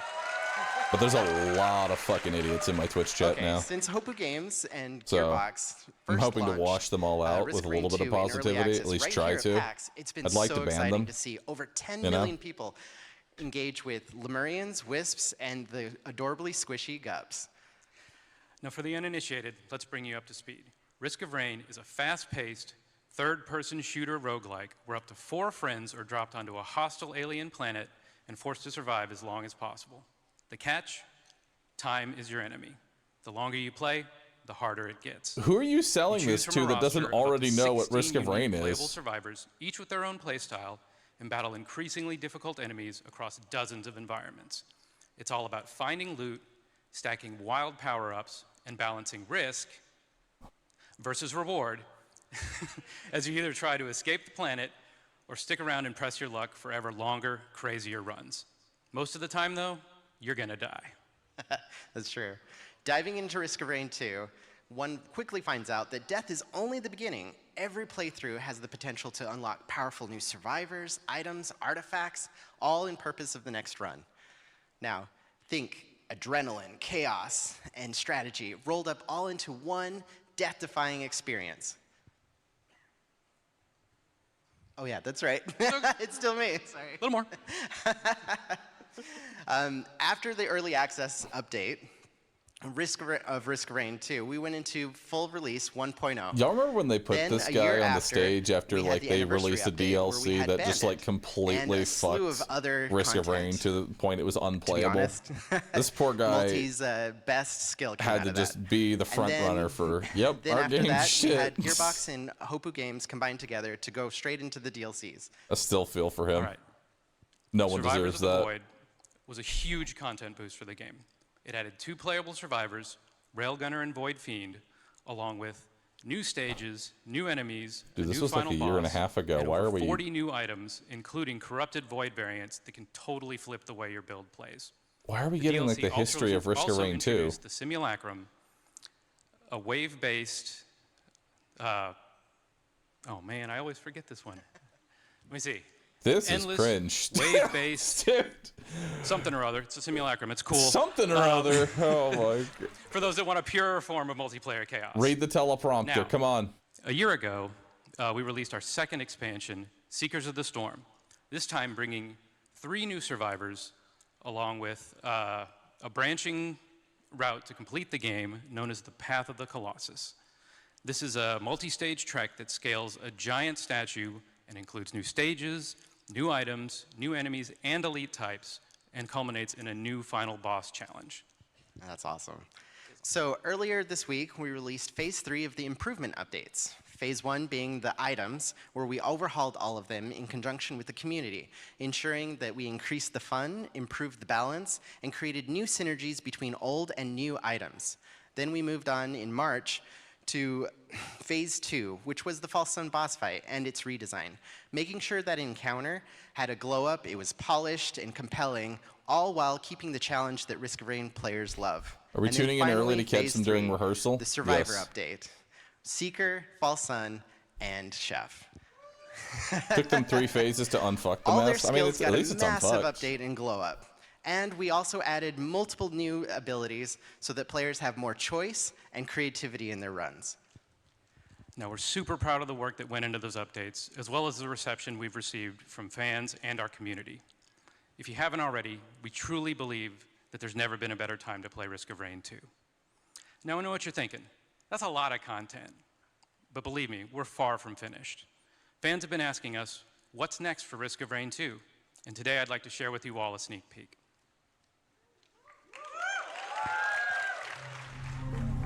All right, what you got for me?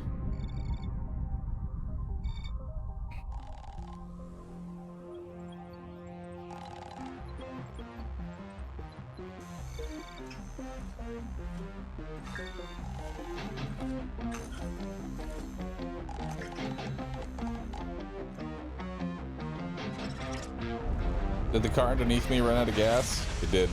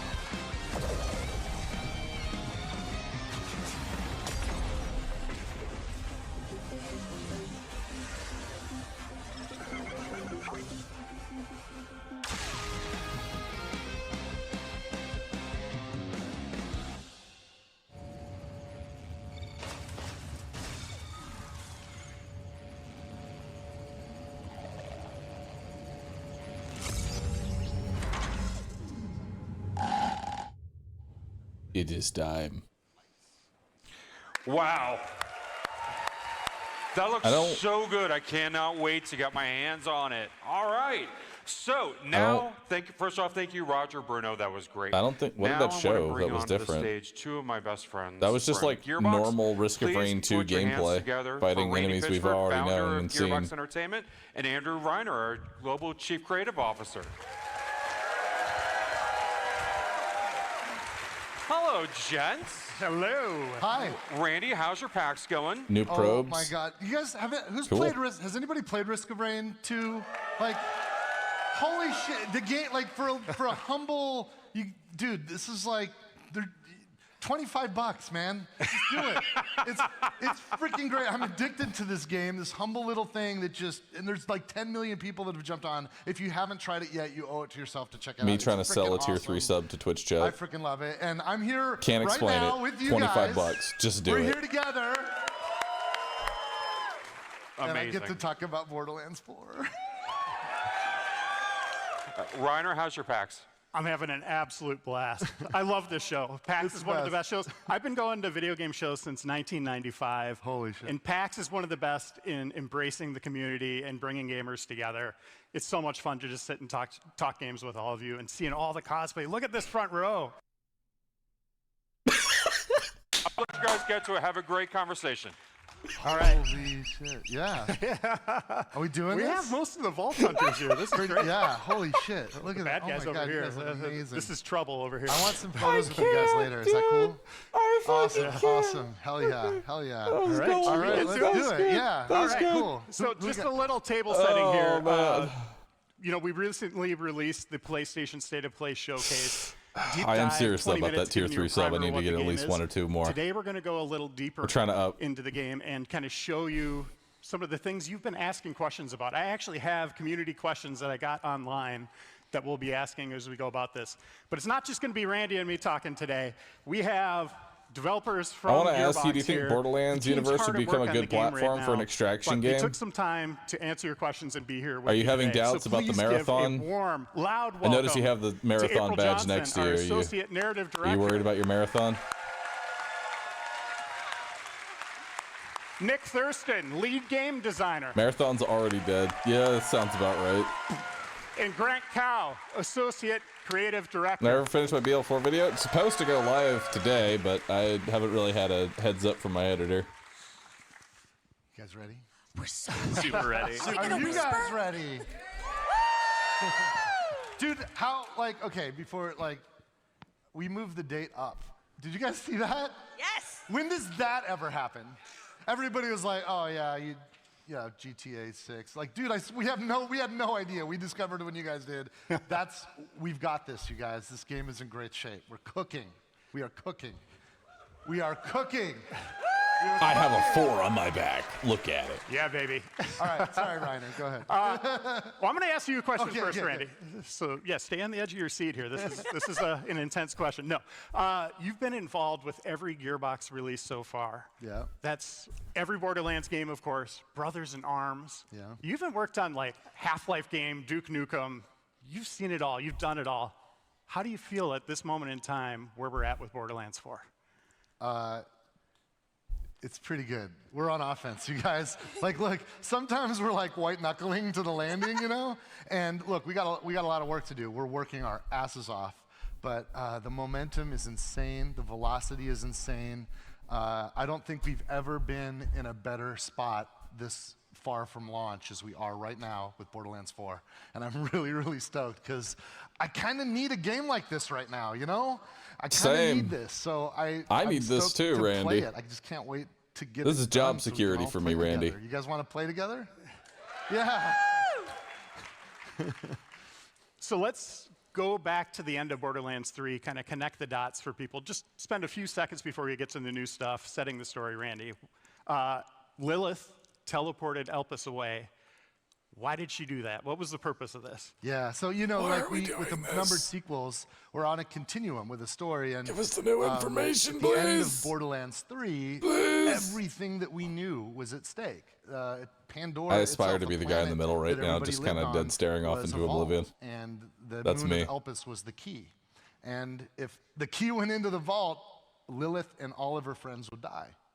So she effectively sacrificed herself to save everyone and bamfed Elpis away. But where did it go? Where did it go? And now we know. It went to this other place on the other side of the galaxy, a new place that we call Kairos. In April, this is a community question that I saw online. Where are the rest of the Crimson Raiders? So the rest of the Crimson Raiders, Aren't they dead? They just cannot give up on Lilith. There's always this hope for them. So they have split up trying to find her throughout the galaxy. So we haven't seen the end of them, but we're going to get to visit with some of them in Borderlands 4. And we know the Timekeeper is our big bad in Borderlands 4. Boy, howdy. And he rules Kairos with an iron fist, or a golden fist, but we don't know much about him, his motivations. Can you walk us through who the Timekeeper is? So the Timekeeper wants everything under control. He doesn't want anything to deviate from his vision of what Kairos needs to be. And to maintain that control, he does what, you know, He's a you're gonna perfectionist. do, which is planet-wide propaganda, outlawing vault hunting, doesn't want anything to do with vault hunters. And, you know, I mean, if you're gonna do it, you might as well have a massive unyielding army, which is our Order army, and then, you know, you could get a cybernetic implant, put that in everybody's back, and, you know, just control them into submission. So yeah, he holds Kairos very tightly, and he is clever and he is calculating. But when Elpis comes in and is basically like knocking on the door of the Veil of Kairos, Very rudely. I'll very put it, yeah. rudely, we might see the Timekeeper struggling to maintain that control. And you know, you get a couple of vault hunters involved. The dude's had it locked down for like thousands of years. Thousands. And suddenly, you know, some punk-ass vault hunters show up and wreck his shit. He's not cool with that. So what's happening on the surface now that Elpis is here? So now that Elpis is here, the people of Kairos didn't really have anything other than abject control in their lives. And so when Elpis comes in, I mean, these people see the stars, like the reality of the stars for the first time. And they start to go, God, there's an what if outside there's world. more? And of course, there's always the first. So someone took the risk of ripping the bolt out of their spine and out of their neck and encouraged everyone to seek that same freedom. Now, the risk of that is Ain't you might nothing, have a bro. little Thanks bit for of the a personality prime. change, Appreciate that, dude. Or you might just vomit and die. High risk, high reward, as we say in the biz. So we're going to see a lot of unique personalities and how ripping out these bolts has affected the community. And you're also going to see how the pressure of remaining under this control, where there's hope and where people are trying to find each other to escape this. Claptrap and cosplay make for Kairos BL4 better. Marathon. I mean, as good as you can get shit in the Borderlands. I'm gonna cosplay Moxie. Let's dive into our Vault Hunters. We have 4 new ones in this game. And I'm going to ask this to both April and Nick here. So, April, talk about who they are, and Nick, maybe give us some new tidbits on gameplay. Let's start with Vex the Siren. She's not your typical Siren. She's not. Vex is a bit newer to her Siren powers, and she didn't always have a lot of the best situations growing up, and she knows that a lot of bad things happen, even if you're a good person. And with this sort of awakening of her Siren powers, she can finally do something about it. And where that sort of manifests for her is a little spooky and a little cool. And if you're gonna, kick some bad guys in the teeth, you might as well do it with a bunch of Reapers and a big kitty cat.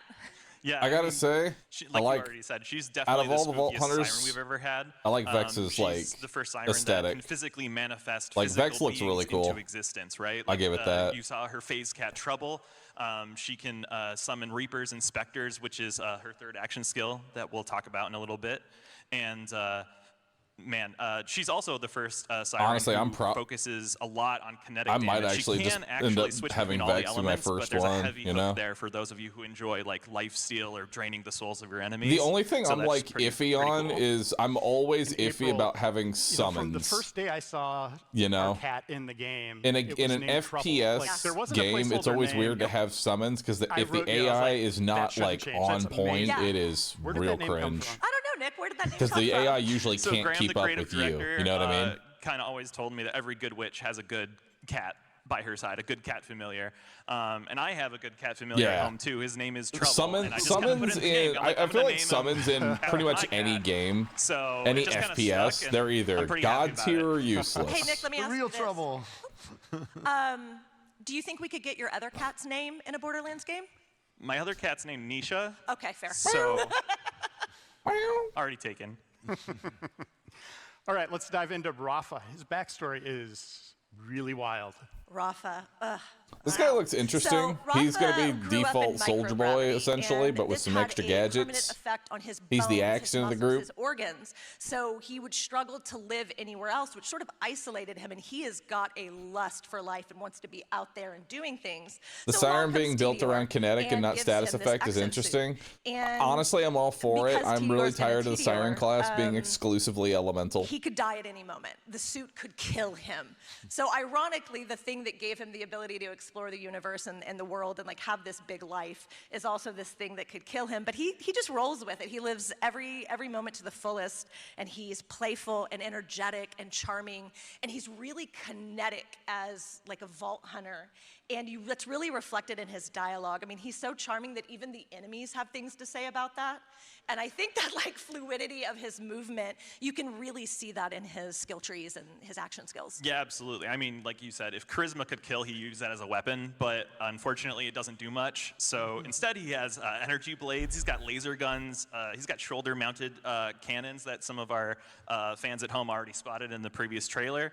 And yeah, he's easily our most agile Vault Hunter to date, and we're really excited for folks to equip some energy blades and get slicing.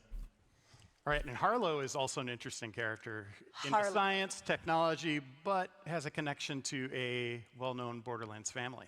So, as some of you rowdy, wonderful fans noticed, Harlow is part of the Trant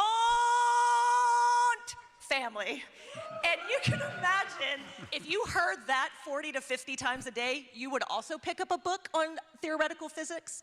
And so Harlow is joyful and brilliant, and she's got 5 PhDs. And she has this force of will and this drive. And why not use Who? all that It's a brains Borderlands and 3 that meme. creativity to just bend gravity to your will? The Yeah, I entire mean, Trant, scientists like love to all learn the new different things, Trant especially families when just that yell their means, name imploding Trant as or exploding loudly your as they enemies, can. New ways to do that, right? We've already seen her, destruct in this giant apparatus that fires like a disco ball of destruction. It's pretty cool. She can lift her enemies and slam Who gives them a to the fuck ground, about and she having even has 5 quite a few PhDs gadgets in a that we haven't Borderlands quite shown game? you guys yet, I but they're do. pretty sweet. All right, and Amon. Excuse me, He sir, but I have is 5 apparently PhDs. You're a not part allowed to of do that. a Vault worship, You need to have Vault at least Hunter 6 worshiping to clan, outrank or me. Vault Monster worshiping clan. Tell us about him. I will tell you that All if you were right, going to Amon is going to worship be Vault I feel like monsters and Amon's going to be in decide a open weird vault, place. He's either going to be that's really not good or just kind of going to mid. go well.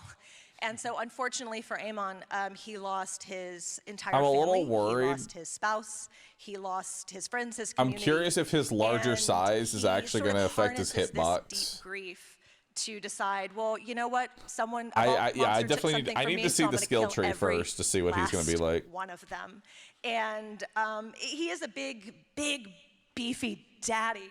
But I will say Daddy. there's also this really beautiful warrior poet side to him, and he wants to find community and connection, and he's just so single-mindedly focused on literally and figuratively forging his body into a weapon. Yeah, and I mean, other than forging his body, he also has what we call forge drones that live in his spine and the side of his arm. He is literally able to psychically control them and manifest them into all kinds of weapons. I mean, he's got a sword, he's got an axe, he's got a hammer, he's got a shield, he's got a spear, he's got a whip. This is a long list. He has a whip? He's got everything that you might expect from a sci-fi Viking, because that's pretty, you know, it's pretty great. I mean, sci-fi Randy, Vikings let's kind of focus up on my the alley. planet Kairos a little bit. What can players expect as they're traversing this world? Oh yeah. Well, look, it's if you're like a human living on Earth and you want to like go someplace safe, Kairos sucks. Like you're fucking dead. Like it's everything will kill you out there. If you're a Vault Hunter, it's awesome because nobody gives a shit if you kill dudes and take their loot. It's also unbelievably amazing. There's incredible vistas and the highest of highs and the lowest of lows. And I will a say range of visually, different this looks like the best atmospheres. Now, Borderlands some yet. parts are pretty locked down. You know, the Timekeeper did get a hold of this place, and he's got his tamed center of the planet where he commands and controls everything. But out in the wilds, it's nuts.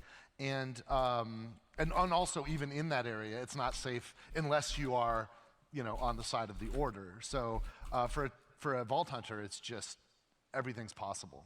And this is the biggest, by far, universe that we've built, and it's seamless.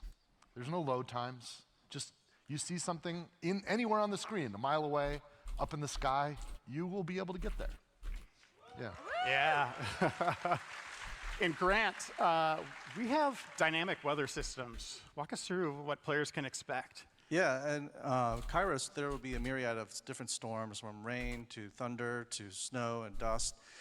They won't have a direct impact on gameplay, like your damage is going to increase or decrease because you're in rain, but you will have vision obscurity. You will see some things harder and some things that are easier to see. So just be prepared and go out and kick some butt. Can we get a tweet about how this is a game you've been waiting for? I already sent that out. We're story good. missions all over the place. Yo, Kevin, thanks for the prime. Appreciate that. Grant, walk us through some of those as well. As players go through Kairos, they'll have a myriad of things to kind of encounter, ranging from dynamic world bosses to NPCs that need help. All of these are just like loot chases, so anytime you do any of these, you'll be rewarded with good loot and like a loot chest and stuff. So be sure to stop and help the locals, be sure to kill the badasses that spawn, and try to fight the bosses that try to kill you. And Randy, in our State of Play showcase, vaults were mentioned. Plural, what does that mean? Plural is plural. Yes, there are vaults. Yes. With an S. you want me to give it all up right now? No. Yeah. One shoulder at a time, baby. I'm a former journalist. I got to do it. And as I just said, Kairos is huge. How are we getting around? Well, you know, you can do what you used to do, run and walk, and but there's a whole lot of new stuff. You could jump, of course, and you could double jump, and you could climb, and you could glide, and you could grapple. And one of the, you know, we've had some big environments in the past, but we've always, when we've wanted to traverse longer distances, you know, you've gone to a vehicle station and gotten in your truck or your car or whatever you're into. We kind of came up with this idea, like, what if I can just use Digistruct technology to bring my personal vehicle to me at any time, anywhere. And it's awesome. Like, I can just get on a bike and cook. And there's so many cool chassis and tons of customizations that you'll collect and loot. Can't wait to get it stuck. And it's freaking fun to just grab that. And if that's not cool enough for you, then you can grapple too and go, and that's fun. There's a lot of ways to get around. And I've spent a lot of time reading feedback from the state of play. And one thing people are honing in on is the compass. And there's also, this legacy of a mini-map. Why do you think the compass is the way to go here for Borderlands 4? And you're looking at me like you're going to throw the hard shit at me. I'm giving you the hard one. Yeah. All right. Well, look. Here's the deal. You guys haven't played the game yet. Obviously, when listen, mini-maps are overrated. Build a mental map instead. We added it in Borderlands 2, and we noticed that there's some people online going like, "Wait, we haven't seen a mini-map in what you've shown." Some people online. I'll tell you the deal, and I'll just be straight with you. We made a big frickin' world, and a lot of the things you do can be local space, but a lot of the things you do or want to do are out there. And a local space map is not a good way to navigate when you're thinking about objectives and opportunities, several at the same time that might be miles away. And a compass really helps us do that. The other thing that the team really wanted I'll be honest, I'm actually kind of happy that the mini-map is gone. I'm okay with the compass at the top of the screen, mostly because it's less visual clutter.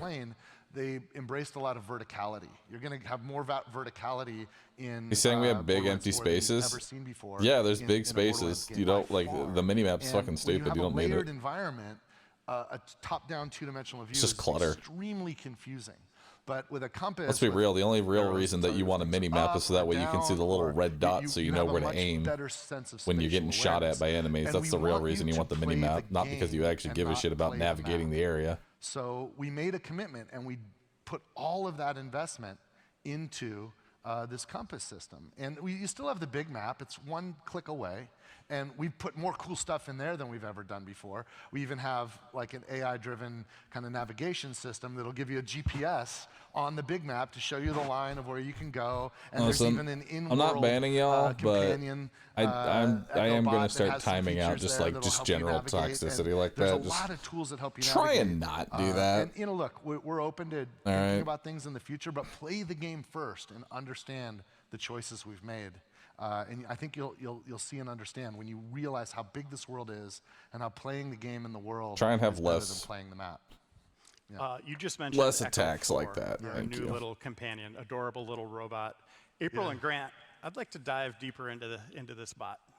Echo 4. So you can see what a charming little I'm calling it now. Echo 4 is their way to replace Claptrap finally. Very, very cute robot.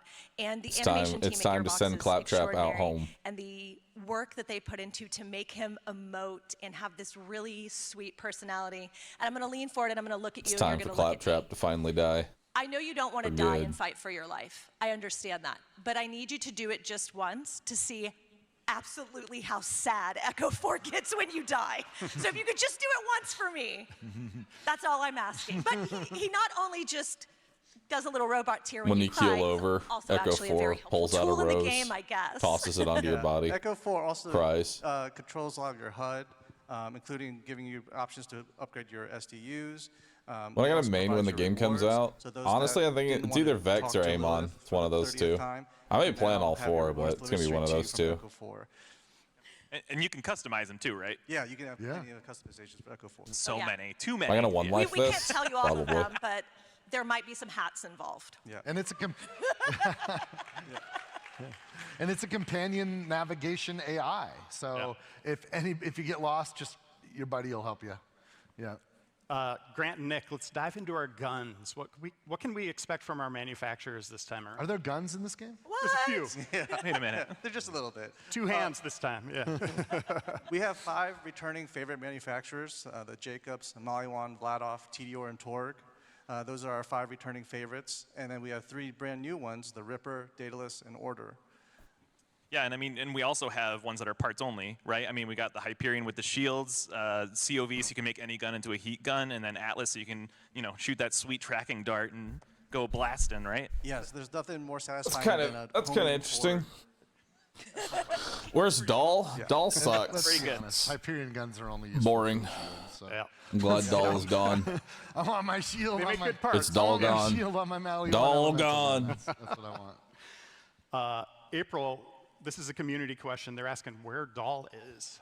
So Kairos has been Look, they hear locked you. off for like thousands and thousands and thousands of like Earth years. They heard right? you, chat. So nothing really Yo, gets Ryan, in and thanks for the out with brand new ease. prime sub. Appreciate that. They're Welcome sort of on at the in. mercy of what ship crashed and what We have a parts brand might new be blah. available. Poster blah. So Borderlands is a big, massive universe, so I promise you we probably haven't seen the last of Doll.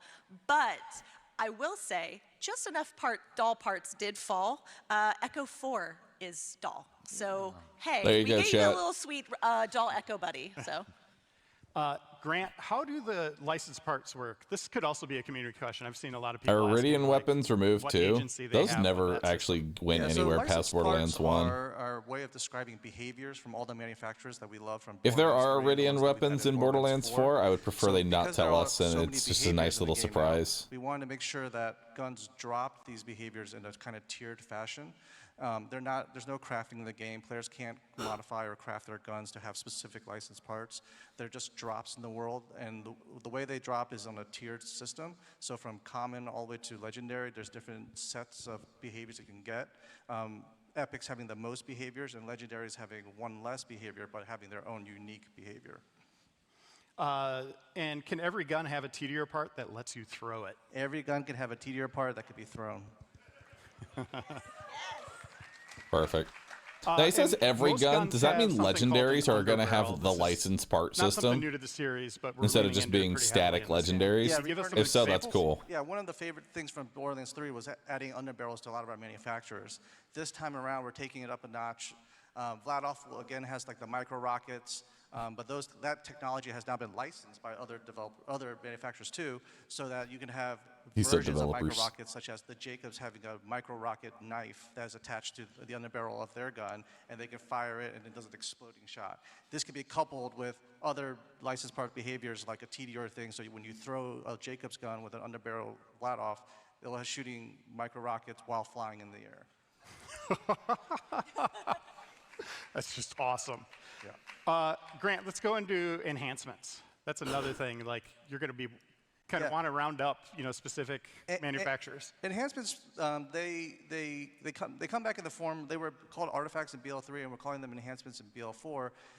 They're a way to modify the play style. So if you really favor actually like a this. manufacturer like Jacobs, and you want to have that crit behavior that kind of ricochets the bullet, you can have that on another gun that has a Jacobs license part with the Jacobs enhancement, so that now a Torg with a Jacobs license I am part mildly can now confused, though. What is ricochet their ADS sticky proficiency? gyrojets on other targets.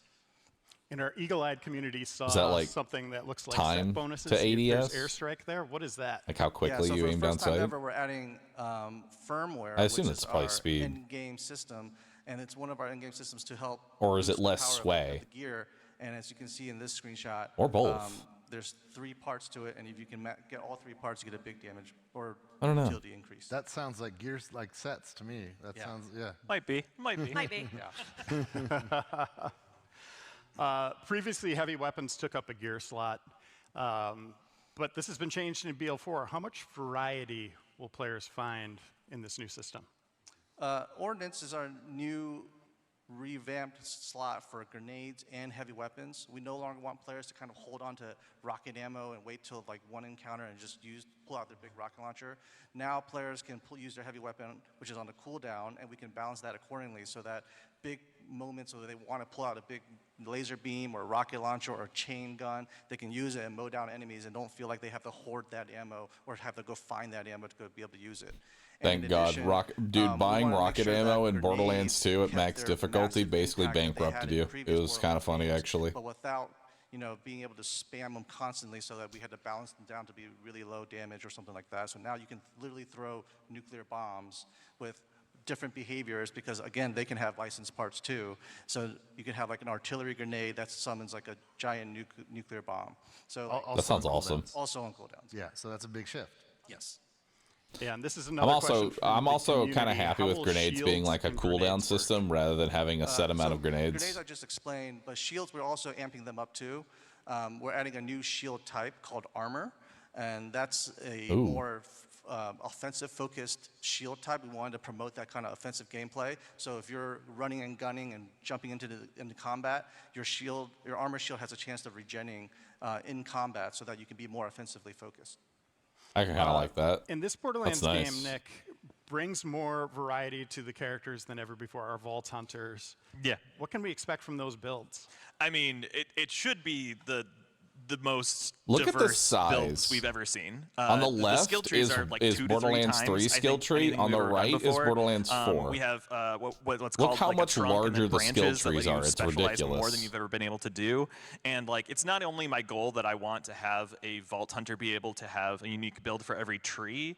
I want them to be like unique per branch. I want you and your friend to have the same action skill and have meaningfully different builds. And there is more than enough in this game for you. So we could all have trouble, all 4 of us. Yeah. But they're all performing very Completely different. That's so cool. Randy, these Vault Hunters, I know you love them. What can players expect? I mean, they're the best ones. we got the best. Look, I'll tell you, this is the simplest way I can talk about our Vault Hunters. My biggest customer is my wife. She loves Borderlands, and when we make her happy, it's a good day for me, and when we don't, it's not. There's usually one Vault Hunter where I'm like, this is definitely going to be Christie's Vault Hunter, and I put a huge amount of personal English on that character. This one's going to be challenging because there are at least 3 that have some variations in builds that are exactly right up the alley of what I know my wife loves, and that's just like a tilt on it. For my own choices, there's 2 that I'm probably just going to be flipping back and forth between. I think there's more for every player than there's ever been before because of the sophistication of the skill tree system that we've designed that is easy to get into and easy to develop, but there's like layers and nuance and subtlety that as you craft that character towards your own playstyle, you're going to find that, oh, this is me and I feel at home and comfortable. And we have more optionality than we've ever had before. It's awesome, but it's going to be a tricky choice to Oh get yeah. out to it. Every Yeah. time I boot it up, I'm like, oh. I know. Who do I want to play it? Well, we've had our like regular play sessions where we're bouncing around too, you know, and that's evidenced by like it's just all really fucking good. Yeah. Yeah, Nick, let's go a little deeper on this, showing Vault Hunters and gear working together. For this example, let's focus on Vex and crowd control. Yeah, so I mean, the third action skill that Vex has is actually called Dead Ringer. We didn't show it off much in the state of play, but eagle-eyed fans have seen a spectral version of Vex wielding a scythe. It's a charge skill that kind of lets you decide to either spawn a Reaper, which will taunt enemies so to kind of take the heat off of you, or to summon Specters, which are the opposite, which just, they specialize in damage, but they're very fragile. So because of the fact that Vex applies her elemental attunement to whatever she summons, you can do something like, have a Malawan gun that has fire and cryo. You can switch to cryo, make a Reaper, slow down the enemies all around you, so that way they're staying a safe distance, and then switch to fire and just spawn another 2 Specters behind them that'll just light up the enemies. There's so much possibility with Vex and elemental gameplay. It's really exciting. You could put those anywhere on the battlefield, right? Like, absolutely, yeah. And by the way, there's at least one class mod that will let you actually pass on your gear to Specters, which is always pretty exciting. That's awesome. Well, Grant, we talked in the State of Play nice. showcase about gear balance, the rarities mattering again, legendaries matter again. What did we do? What else have we done to improve the gear chase? Yeah, because gear now has so many behaviors and they ramp up and they escalate in the amount of things that can happen. We want to make sure that we adjust the complexity so that players aren't bombarded with so many behaviors right off the bat. So we've adjusted the kind of the loot chase so that when players are playing the game, they feel a natural progression of like, oh, okay, I'm adding more things to my gear, I'm adding more things to my gear, so that when they go and express themselves in the combat battlefield, they're not, just being mysteriously overwhelmed with so many things that are happening. And because of that, legendaries now have legendary power. They feel super strong. They come at moments, rare moments that when you open like a red loot chest or you kill a super rare boss, and when you get that unique legendary behavior, you're going to be like, oh, okay, this really changes the way the game plays. So we're reducing the amount of legendaries, but you're going to feel every single legendary when it drops. I am much happier to have fewer and more effective legendaries than a sea of garbage. Let's give the community one. Please, God. What can we expect? One of the legendaries that drops from one of the major bosses in the game. It's called Ruby's Grasp. And Ruby's Grasp is, if you've seen the State of Play showcase, there's a boss with lots of hands, and Ruby's Grasp is just one that just won't let enemies get away. So. By the way, did you clock the little subtlety there? It dropped from that boss. Does that mean dedicated drops from bosses? What?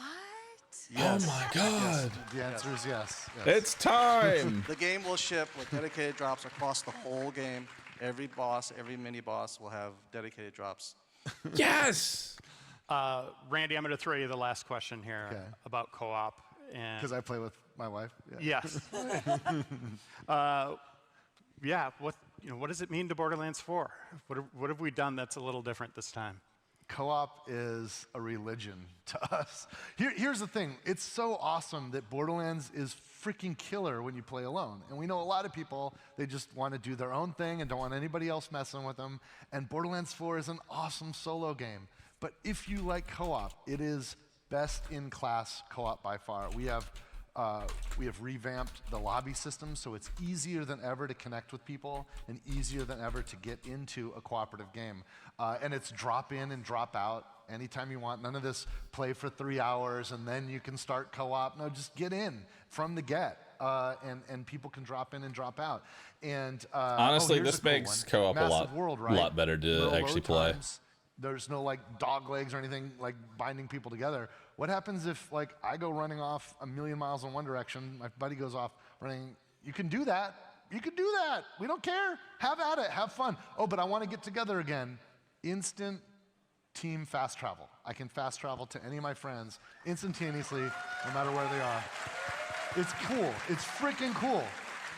And no load times there either. It's just get into it. And look, here's the thing for me, like I'm in the game. We're working. I'm actually kind of curious how being able to teleport to your teammate will help like the BL4 speedrun. Future downloadable I think it's going to be fun. And my wife's going to be playing, and she's going to be like level 20 by the time I even like, okay, can I play with you? Dynamic level scaling. My level 1 chump can jump in her game, and the game will handle it. Even if I want to be on hard and she's, on harder because she's a better gamer than me, it's cool. And also instant loot. So when the loot drops, there's loot for me and there's loot for her, and everybody's cool. It's and September 11th for the release date, right? Of our commitment to best-in-class co-op. We're leading the charge there. Other game developers, like, do it, man. I love your games too, but frick, man, why are you promising co-op and then gimping out? Like, give it to us. You can do it. All right, 126 days. Here's the thing, you guys. I'm looking at the clock. I want to give some stuff away. Do you mind if we switch modes for a minute? Okay. Yeah. Cool. I'm going to take over. Okay, so here's the thing. So I know you guys sometimes like when I do a magic trick. Oh my God. I'm not saying there won't be any magic, but because it might be. But you have to absolutely be convinced that this is fair, because I'm going to give something away, but I can't give something away to everybody. So, is there anybody today who it's their birthday? Anybody got a birthday, like literally today, that you would be able to prove it? If you have a birthday today, come on up here, come up and join me right here. If it is your birthday today, and Will might check your driver's license or something, so don't lie. If it's your birthday, come here, because holy crap, you're spending your birthday with us. That's amazing. That's amazing. So let's get some birthday. There's some lines here on the floor right here. See these lines on the floor? Stand there. Face me though. Stand on the line. On the line. Yeah, and face me. Everybody how many birthdays do we have? 1, 2, 3, 4, 5. That's about right for a crowd this size. That's what we expect. Thank you guys. 5 birthdays. Congratulations for having a birthday today, because one of you is going to get something cool. We don't know which one yet. We got to figure it out. And the rest of you get depression. Wilder's got a microphone. What's your name? My name is Andres. This is Andres, everybody. Hello. Andres, what do you do for a living? I'm an engineer. An engineer. All right. Making the world more convenient, easier to use the world. That's cool. All right, Andres. I think we respect He doesn't know what to engineers. say to an engineer. All right, cool. All right. Pass the mic. Pass the mic. What's your name? What's your name? Trevor. Trevor. What do you do, Trevor? Also an engineer. Do a lot of You're gonna split the vote. You're gonna split the vote. Pass the mic down. What's your name? I'm Elle. Elle. I'm what do you also do, an Elle? engineer. I'm a writer and editor for a pretty popular YouTube channel. Oh, making content for us. That's cool. I dig that. Pass the mic down. What's your name? I'm Chad. Chad, what do you do? Chad. I work at Progressive. I handle all your auto repairs. Auto insurance. Chad from Progressive. All right. What's your name? I'm Neil. Neil. What do you do, Neil? I'm a technician and I help fix things. Yeah. That's kind of like an engineer. Technician. All right. One more. What's your name? Hi, I'm Rich. Hi, Rich. What do you do? I work in banking. A banker. Okay. It's up to you guys. I'm gonna be honest. I didn't All get right. banker from that last one. Engineer number 1. Engineer number 2. Streamer, creator, content person from YouTube, doing YouTube stuff. Okay. Insurance.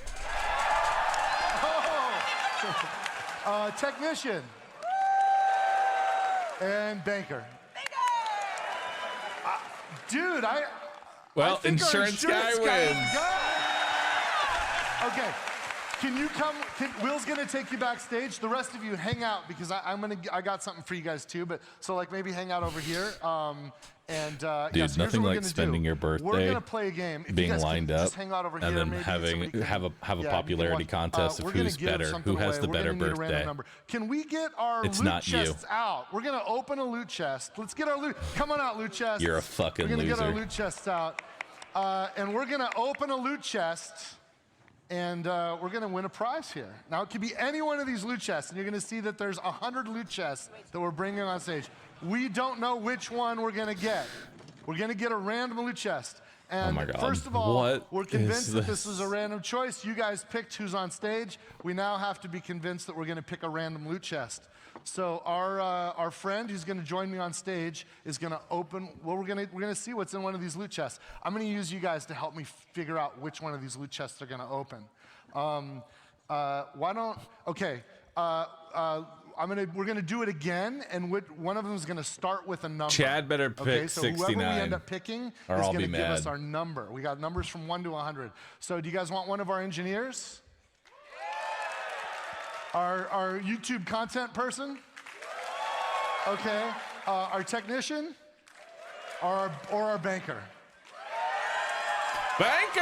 All right, let's start with our YouTube. I need a number between 1 and 100. Actually, you know what? We'll do both the banker and give me the first digit.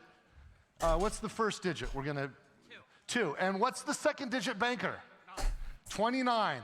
Is there anyone in this room that doesn't believe that that was a randomly selected fair number? Is there any skeptic that isn't absolutely convinced that 29 is a random? I saw a hand go up over there. Anyone in I saw here that not hand. believe that we Stand didn't up, rig skeptic. this? Stand up back there, you. Anyone in here know You don't that they believe that did 29 is it random? here? You think that was a Huh? setup? You think they're stooges? You think we would You think have they're in people on this come with up us? here and be part of Okay, a show you know what? that wasn't pre-recorded? Give me some You'd be other right, number, because if you saw and the we're intro gonna- to just Risk give Your me some Rain, other number. I wouldn't either. 8. Should we, and who, there was another you. Are we gonna add 8 or subtract 8? Okay, 1 in front of the 8, now it's 18. And the other person, are we gonna add 18 or subtract 18? Subtract 18. What was the number we had over here? 29, and we're gonna subtract 18. That leaves us with 11. It's a really low number, but we got it up where it's right over here. Does anyone believe that number is not random? That number is freaking random. How random is that? Okay. You won! We're gonna go with 11. Where's our friend? Where's our friend? Who's our contestant? Bring him up. Bring him up. Bring him up. Bring him up. Yeah, don't run. Don't run. Hi. You did it. You're about to win something. I'm about to win. There is loot in every one of these chests. The audience has chosen for you. We're opening chest number 11. Okay. 11. Before we change it, before we do it, are you Rue 11. confident that that's a random number, or would you like it to be made different somehow? No, it sounded random from back there. Okay, because it sounded random. We're all convinced, right? We're gonna go to number 11. Okay. Are you ready? Let's see what you get. You guys are keeping this honest? We're going to see what number 11 is. Let's see here. This is really cool. This is a Stay Cool custom shirt that has been customized by the artists of the Borderlands 4 team. It has been Got a shirt! This is really cool. A custom shirt. I'm not gonna lie, that was a really big build-up for Can we get his it from shirt. backstage? We're gonna give him his gift. This is one of one. This is a really cool. Look at, Stay Cool. Here, hold that up. Show everybody. And all the art on there was drawn on. Yes, that's awesome. Now I know what you're wondering. You're wondering That does what not could I fit have him. won? What would all the other prizes be? Do you guys want to see what the other ones could have been? Go ahead. Let's turn them all around. What could you have won?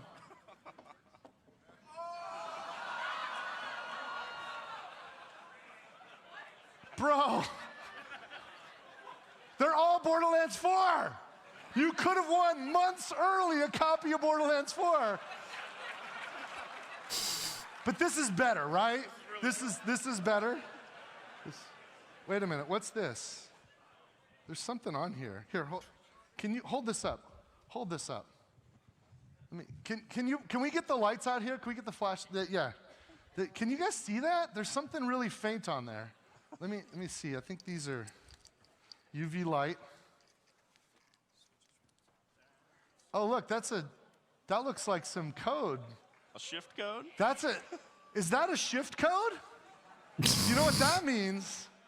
Whatever that is for everyone in the room. And for you. And you wear this, anyone who can see that, and this glows bright as day outside when you're in the sunlight, because sun has UV. So take a picture of that, write it down. This is the best shift code we've ever given out, you guys. So everybody grab it. This is like 75 golden keys in every single game. This is, I think there's like 25, is it right? Is there more? Yeah, 75 golden keys and diamond keys. There's like 25 diamond keys.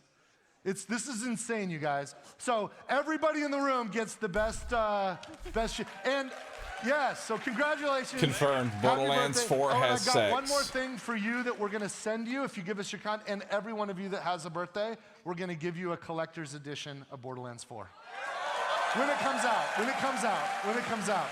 So please, Will, can you get all of their contact information? Get all of their happy birthday to you guys.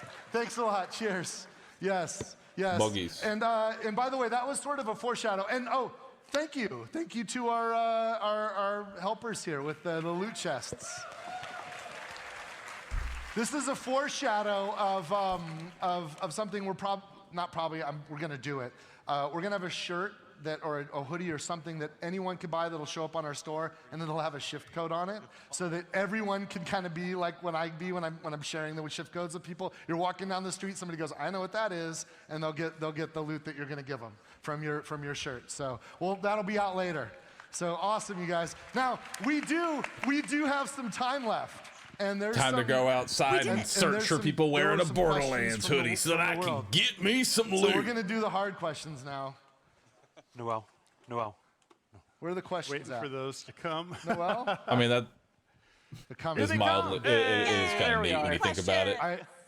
It's stupid, but also neat. Did any of you guys, there were some people pulling questions from the line out there. Some of you guys, okay. Hopefully we could get to them. Let's fly through these. Okay, we'll fly, speed round. Grant, are Invincibles coming back? Yes, to be announced in a later date. Ooh. Randy, we want to know more about the end game. Yes. Endgame has always been a sore spot. So listen, we're going to talk more about Endgame soon, but and in fact, some of us are going on a press tour, and we're going to be showing some of that stuff. And we have an event coming up in June that we're affectionately calling our BFF event, and we're going to be kind of get into some of that too. So, and we'll broadcast it, but there's also going to be people live, and some of your favorite streamers will be streaming from the event. So that'll be good, and that's coming up in June. Grant, do overworld enemies Your respawn favorite without streamers will be save quitting? streaming. Yes, overworld enemies do respawn, just like in previous games. It's on a timer. There will be a machine to respawn bosses and mini-bosses, though, based off how fast the player kills them. Yeah, there's like a literal Will it be machine you? can I mean, use to I just make haven't the been boss approached at all, so reset that you can realistically, find him again. probably So you not. get But that dedicated loot drop. I'd like to hope I'm not completely Nick, washed will up. Badass Guardian rank make a return? But I'm setting myself up for disappointment. Yeah, there is an end game specialization system that it's going to be very similar to the Badass system in the past games, but it's actually going to have meaningful choices. It won't just be like put points into this, that, and the other thing to get like a flat bonus. There will actually be behaviors, and you will have to make some hard choices. But we'll talk about that a little bit more later. Turns out we're talking about a lot of endgame. Randy, I got a tough one for you here. Oh, you got a spicy one for me? I don't know the answer. I don't know. Why if is you it do. always me that has to do the spicy ones? All right. What will the game's price be? That's an interesting one. I don't know this.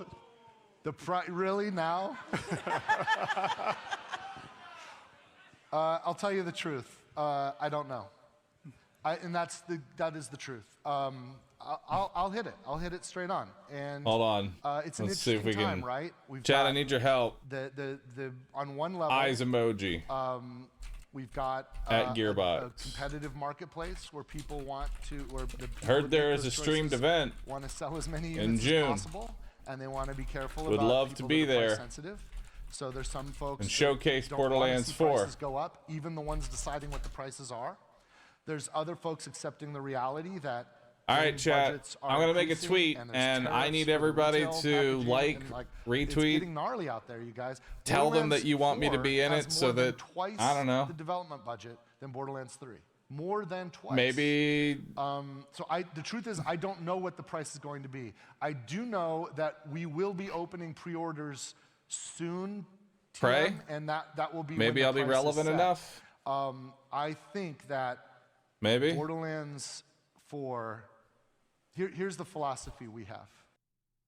Whatever the price is, we're entertainers.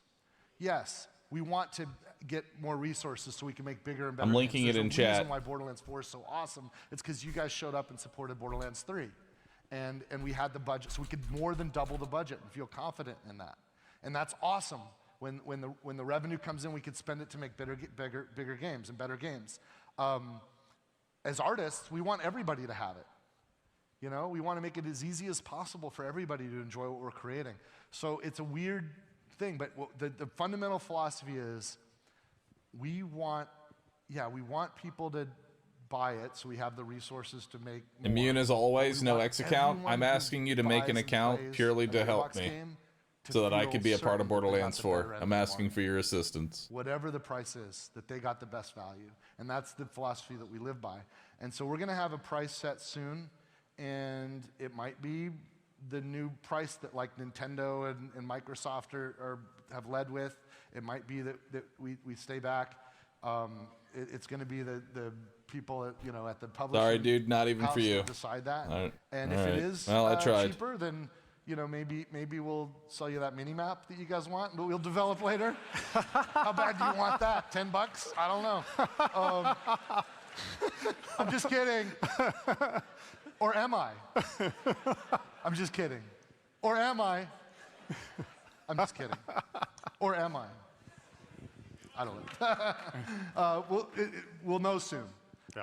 I think it's going to be fine, whatever it ends up being. I think it's going to be amazing, whatever it is. Borderlands is fucking amazing, and it's worth it. It's worth it. Yeah. We haven't got kicked off stage yet. I'm just going to keep going until they Yeah, we stop. can go until you guys leave or they kick us out. There's nobody on after us, so, Yeah. April, what is Ordinite used for? Ordinite. Yeah, what is Ordinite? Ordinite is sort of like the sister element to Iridium. And so it has an opposite effect. Ordinite is used for a lot of different things in the game that we don't want to quite talk about yet, but I will tell you this, it is not a currency. So it is not a currency, I promise. Yeah. But it will explode shit in One some of the ways. goals when we were in the room, and I think I'm the one that actually named it, because I'm like, how cute is that? The Ordinite. The idea is that the Borderlands universe is much bigger than anyone thought.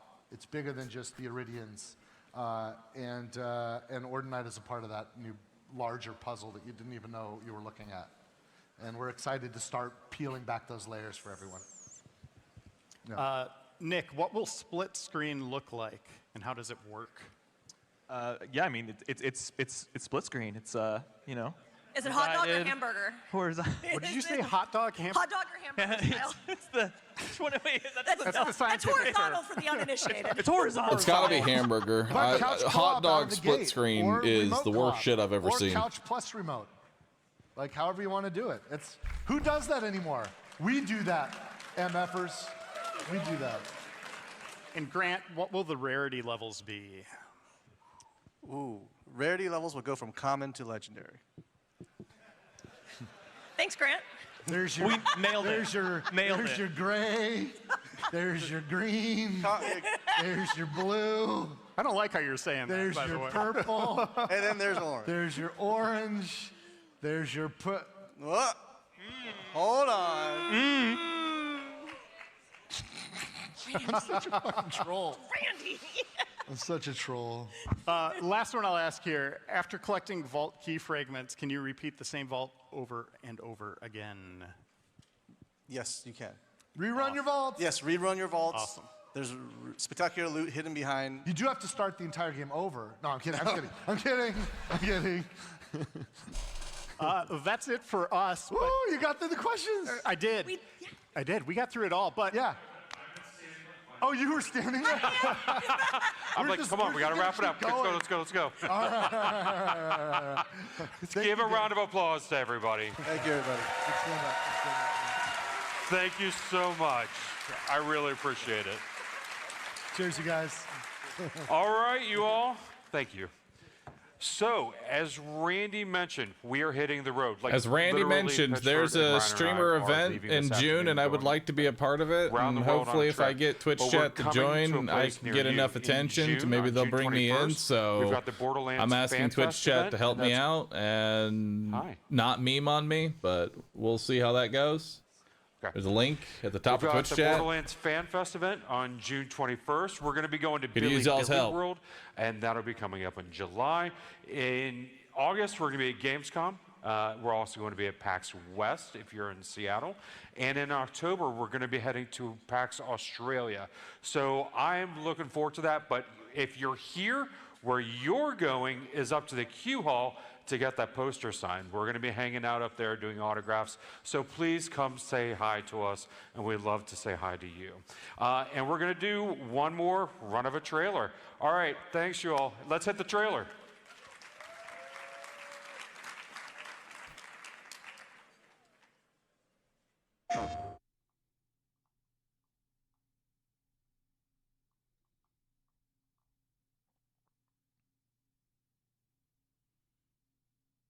But do you really want to go?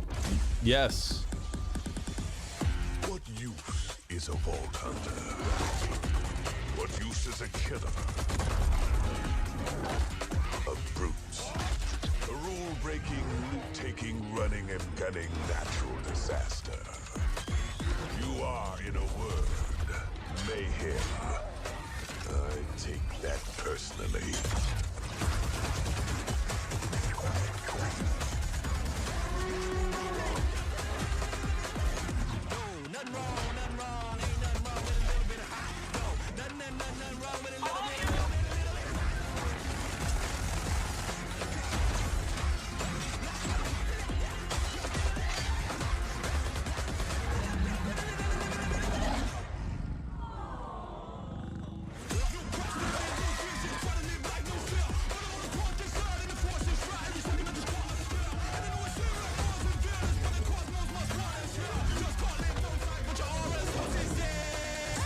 Be advised, a citywide curfew has been enacted.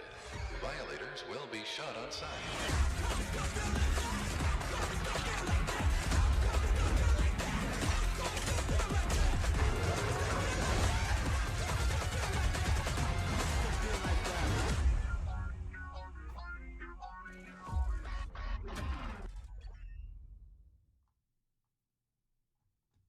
Hell yeah. Well, that's the end of the showcase. We didn't really learn a whole lot, really, but at the same time, I mean, it's not too bad. It's not too bad, dude. Mm-hmm. Clarified a few things. I'm excited for Borderlands 4. I'm really hoping I get to be a part of the streamer event, but I'm not holding too much hope since it's in, what, next month?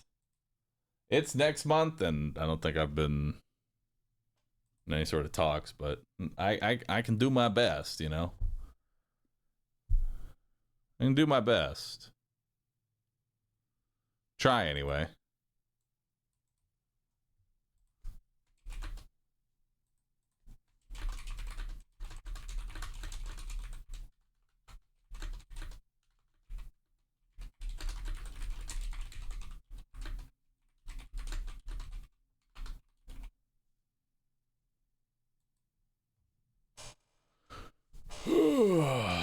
Borderlands Marathon for release?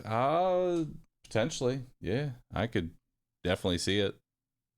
Definitely could. You know? It'd be interesting. It'd be nice. Go there, play some Borderlands, showcase it. I thought you were not into Borderlands anymore. Why? Because I didn't play Borderlands 2 for like fucking 12 years straight? What gave you the indication I wasn't a fan of Borderlands? Hit the magic button and spoil the game again? I can only hope.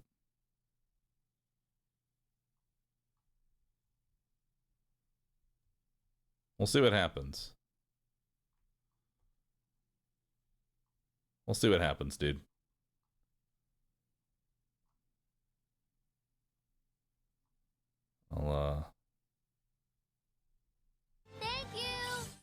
Be invited, play BL4, have a giant blast and get some insider infos, cause a power blackout. All in due time, Roof.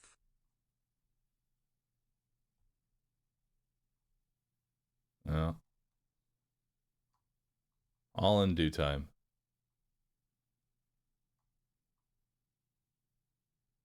All in due time.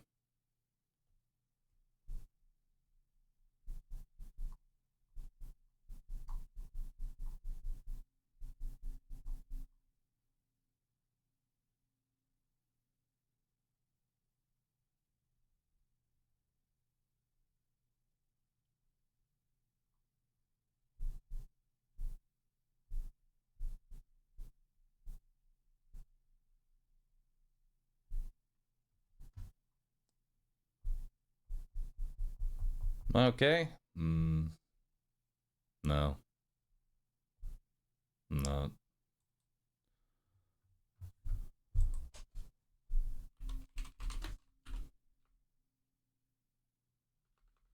I'll see you tomorrow.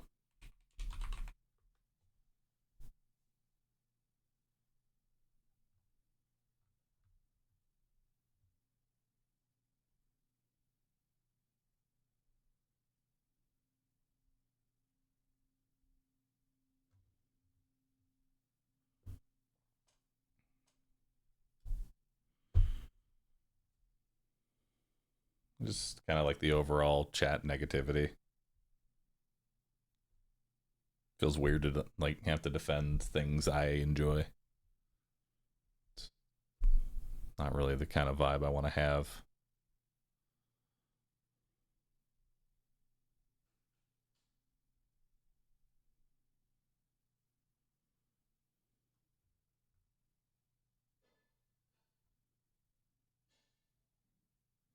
This is what it is.